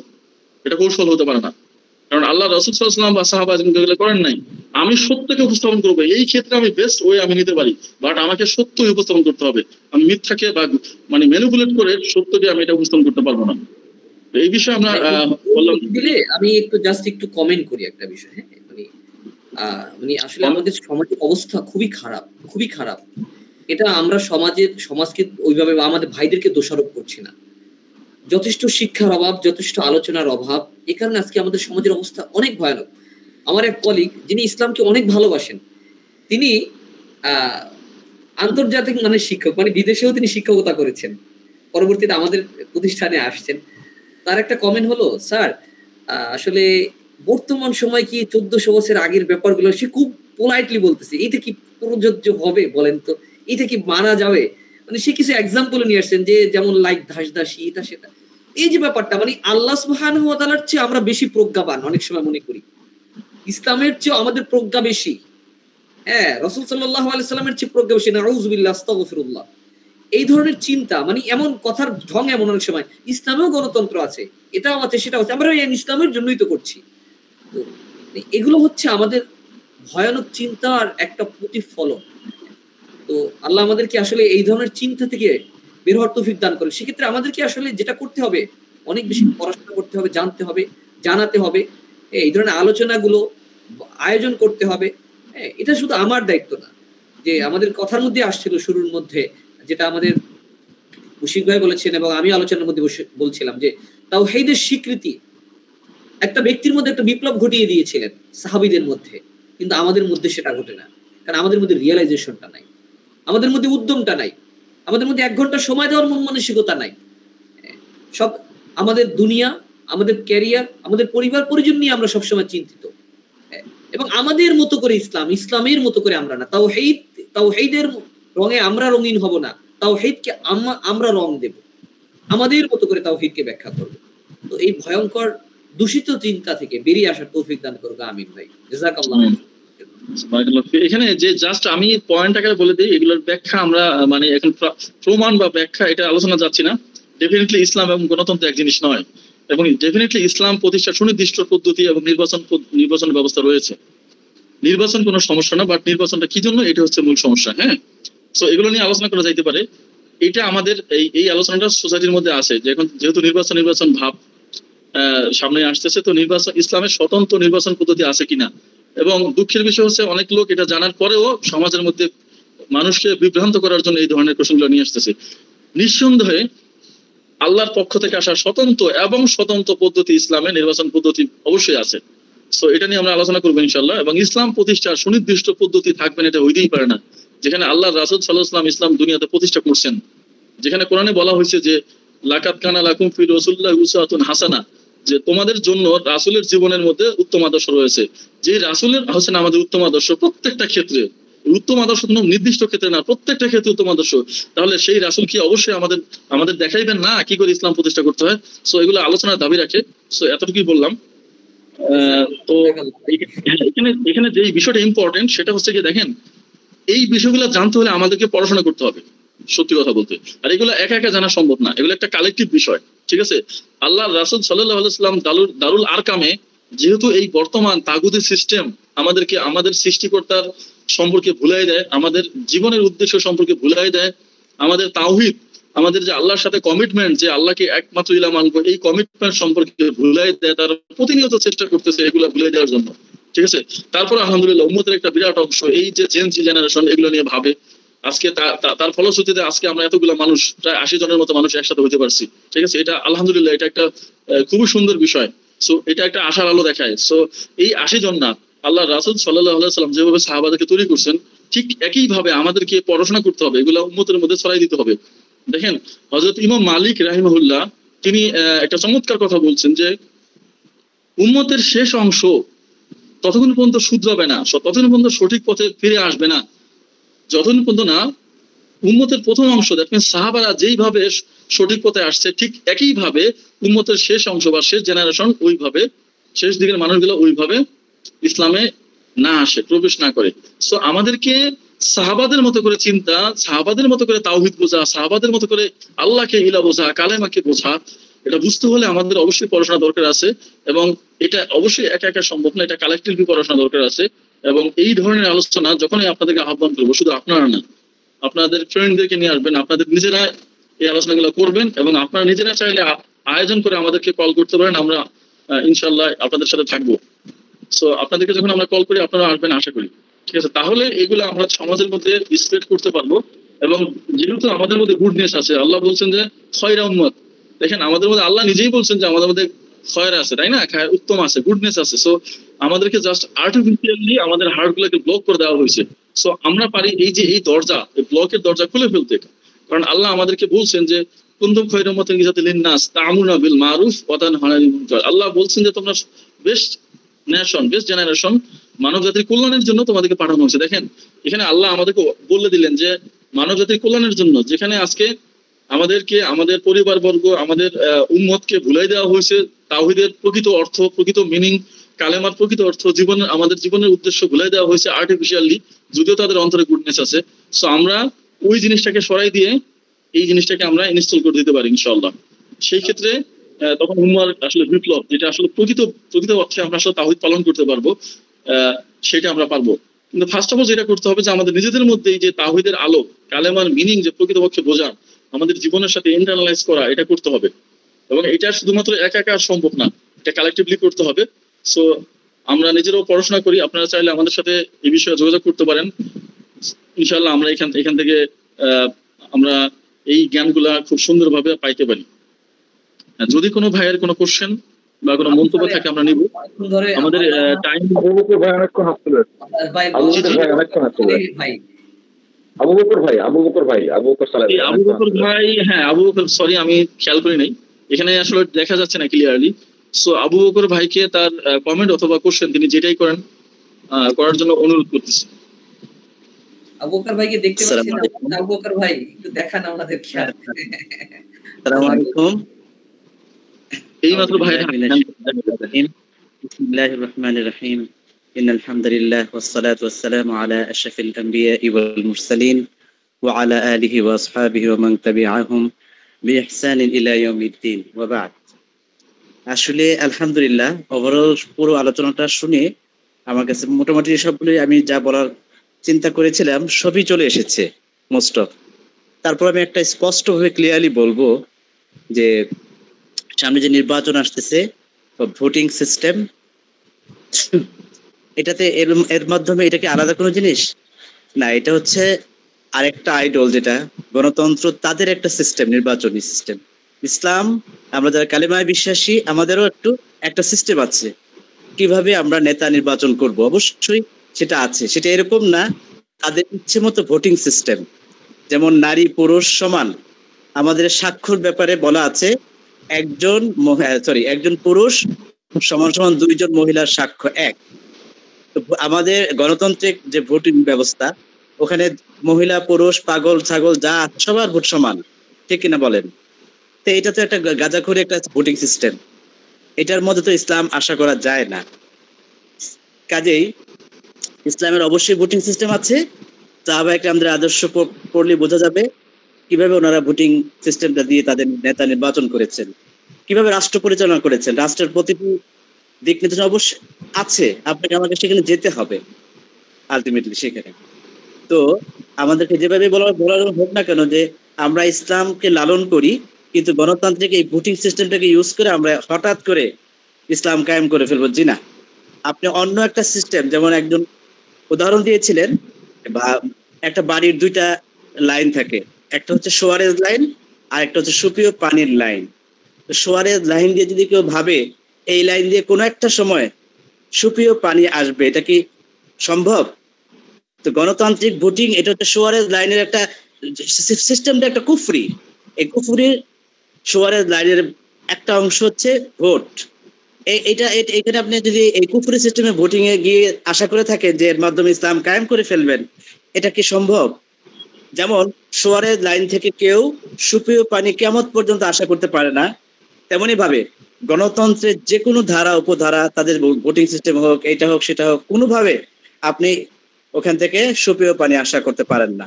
কাজে আল্লাহ সুবহানাহু ওয়া তাআলা বলেছেন ওয়াহাদাইনাহুমুন নাজদাইন, তোমাদের জন্য আমি দুইটা পথ রেখে দিয়েছি, একটা সত্য পথ আর একটা হচ্ছে মিথ্যা পথ। এখন ইসলামী রয়েছে সঠিক পথ, কি বলেন? তো আপনি ইসলামী সঠিক পথ, ইসলামী নির্বাচন ব্যবস্থা এগুলোতে আপনি বিশ্বাস এবং এগুলোতে না গিয়ে আপনি আরেকটা কুফরি সিস্টেমের মধ্যে গিয়ে আপনি কিভাবে আশা করতে পারেন? এটা একটা অবান্তর দৃশ্য। এটা আমাদেরকে স্ট্রংলি, শক্তিশালী ভাবে বলতে হবে। এবং যদি আমরা বলতে পারি, আশা করি, যেমন আমাদের দু একদিন আগে বাবলু ভাই এবং আমি একজনের সাথে কথা বলতেছিলাম, তো উনি বলেছিল ফিকরা এবং তরিকা, ফিকরা যে ইসলাম হয়, তরিকাও ইসলাম থেকে নিতে হবে। ফিকরা যদি আপনার ইসলাম হয় আর তরিকা যদি গণতন্ত্র থেকে নেন, এটা কিভাবে সম্ভব? এটা তো হতে পারে না। এক গাছ লাগিয়ে আরেক গাছের ফল আশা করা যায়? এটা যেমন অসম্ভব, গণতান্ত্রিক ভোটিং সিস্টেমে গিয়ে আপনি গণতন্ত্রিক প্রতিষ্ঠা হবে, ইসলাম প্রতিষ্ঠা হবে না। আল্লাহি আল্লাহি, এটা আমি বিশ্বাস করি। কাজেই ইসলামের ভোটিং সিস্টেমটা অবশ্যই সাক্ষ্যের মতোই হবে। এইভাবে গণতান্ত্রিক এই ধরনের ভোট কখনই ইসলামে এলাও করবে না। যাই হোক, আমাদের ভাইয়েরা আলোচক এবং অনেক কমেন্টস যা আসছে, আলহামদুলিল্লাহ মোটামুটি ইনডাইরেক্টলি সহি কথাটা এসে গেছে আজকের আলোচনাগুলোতে, সফল আমি মনে করি। যাক, এখন আমাদের ডিরেক্টলি এখন আমাদের বলতে হবে যে এটা কুফরি, এটা সহি, এরকম একটা অবস্থানে যেতে হবে। এছাড়া আর এই যে কৌশল, হিকমা, আসলে আল্লাহ এবং তার রাসূলের চেয়ে বেশি প্রজ্ঞার হিকমা আসলে কে জানে? যেখানে স্পষ্ট কথা ক্লিয়ার আছে, এখানে হিকমা যারা খুঁজে, এখানে সমস্যা আছে, এখানে কোনো দুর্বিসন্ধি আছে, কোনো উদ্দেশ্য খারাপ আছে। যাই হোক, আল্লাহ সুবহানাহু ওয়া তাআলা আমাদেরকে সঠিকটা অত্যন্ত স্ট্রংলি বলা এবং ওইভাবে নিতে হবে। এটা এই ক্ষেত্রে যে যত বেশি এগিয়ে যাবে তার ঈমান তত বেশি মজবুত হবে ইনশাআল্লাহ। অতি দ্রুত, আপনারা শুনতেছেন কিনা জানি না, অনেকেই বলতেছে আমরা ইনশাআল্লাহ খিলাফত চাই, প্রকাশ্যে বলতেছে, আর নয় তন্ত্র মন্ত্র খিলাফত। তাহলে আপনাদের মার্কা কোথেকে আসে? আপনাদের নির্বাচন এই যে এদের কয়দিন পর পর আসে, এসব গাঁজাখোর নির্বাচন আপনি জান কি কেন? আপনার ইমানের অবস্থা এরকম কেন? গাঁজাখোর নির্বাচনের ব্যবস্থা নিয়ে আপনি ঢুল ডাক পিটাচ্ছেন, আপনার আবার ইমান হরণ হয়ে যাচ্ছে, এটা আপনার খবর নাই। আল্লাহ মাফ করুক। এই জন্য ইমান স্ট্রংলি ধরে রাখতে হবে। সব হারা হয়ে যেতে পারি। ওই যে একজন বলছে না, দেশ থেকে বেরিয়ে যান, হ্যাঁ বেরিয়ে আমাদের কোথায় নিয়ে যাও, তারপর আমরা ইমান হারা হতে পারবো না। কি বলেন, হতে পারবেন? এই জন্য আমি বলতে চাচ্ছি যে সব হারা হয়ে যেতে পারি, বাট ইমান হারা হওয়া যাবে না। এলা ভোটের সিস্টেমে হোক বা অন্য কোনো দিক থেকে, যেখানে ভোটে নির্বাচন করে যে ভবিষ্যতে যে কত কুফুরের দিকে আমাদের যেতে হবে। যেমন প্রথম হলো যে কোনো একটা মানুষের তৈরি সংবিধান নিয়ে শপথ করতে হবে। এর বাইরে আপনি দেশে দিক করবেন, ইসলামের কথা বলবেন, আপনাকে রাষ্ট্রদ্রোহী বলে আপনি যাবেন। স্পষ্ট সবাই জানে, পৃথিবীর বিভিন্ন রাষ্ট্র আমরা দেখেছি যে গণতান্ত্রিক ভোটিং সিস্টেমে ইসলাম কায়েম করতে গিয়ে অনেকে রাষ্ট্রদ্রোহী মামলা হয়ে পুরো অর্গানাইজেশনটা শেষ। এই আর কোথায়গুলো দেখবো? কাজে আলহামদুলিল্লাহ আমরা সংখ্যা খুব কম হলেও ইনশাআল্লাহ সহি ঈমান যদি ধারণ করতে পারি, বিজয় আমাদের হবে ইনশাআল্লাহ। ইনশাআল্লাহ অতি দ্রুত মানুষ দলে দলে এই সহি চিন্তা দেখে আসবে, এই আশায় আমরা রইলাম। আল্লাহ সুবহানাহু ওয়া তাআলা আমাদের এই সঠিক সত্য পথ অনুসন্ধানে আমাদের সহযোগিতা করবেন, সহযোগী হবেন, এই আশা ব্যক্ত করে আমি আমার সংক্ষিপ্ত কথা এখানে শেষ করছি। ধন্যবাদ আমাকে সময় দেওয়ার জন্য। জাযাকাল্লাহ। ভাই যেটা বলছেন আসলে কথা এইটাই, বাট বিষয় যেটা হচ্ছে আজকে তারা কেন হচ্ছে আমাদের সামনে এই কথাগুলো বলতে পারতেছেন, কারণ উম্মত তো মানে তারা উম্মতের সামনে এই কথাগুলো কেন বলতে পারছেন, কেন উম্মত তাদেরকে রিজেক্ট করতেছে না? উম্মতের একটা ক্ষুদ্রতম অংশই এই বিষয়গুলো বোঝে। তাহলে আমরা যদি উম্মতকে এই শিক্ষিত করতে পারি, উম্মতের মধ্যে এই কালচারটা দিতে পারি, তারা প্রকৃতপক্ষে তাওহীদ, তাদের কালেমা এবং এই যে শিরক, তাদের কাজের শিখ, তাদের চিন্তার শিখ, তাদের বিশ্বাসের শিখগুলো বুঝতে পারবে, তখন যেমনি করে নিজেদেরকে সেভ করতে পারবে, যেটা বলছে যে তোমরা নিজে বাঁচাও এবং আহলকে বাঁচাও, আল্লাহ কোরআনে যেটা বলছেন। যখন আমরা এটা বুঝতে পারবো প্রকৃতপক্ষে ইলাহ বলতে কি বুঝায়, আমাদের জীবনে কতগুলো ইলাহ আছে, ঠিক আছে, কতগুলো ইলাহ থাকতে পারে, কতগুলো ইলাহ আছে, এবং তাওহীদ মূল বিষয়টা আসলে কি, এই তাওহীদের মধ্যে থেকে কি করে আমরা বের হয়ে আমাদের মুসলিম ভাইয়েরা মুশরিক হয়ে যাচ্ছে, যেখানে আল্লাহ তাদের ভয়াবহতার কথা বলছেন, ঠিক আছে। যদি আমরা এটা বুঝতে পারি তাহলে এই উম্মাহ তাদেরকে রিজেক্ট করবে, টোটালি ফেলে দিবে, ঠিক আছে। সুতরাং তারা চাইলেও এই যে ইসলামের নামে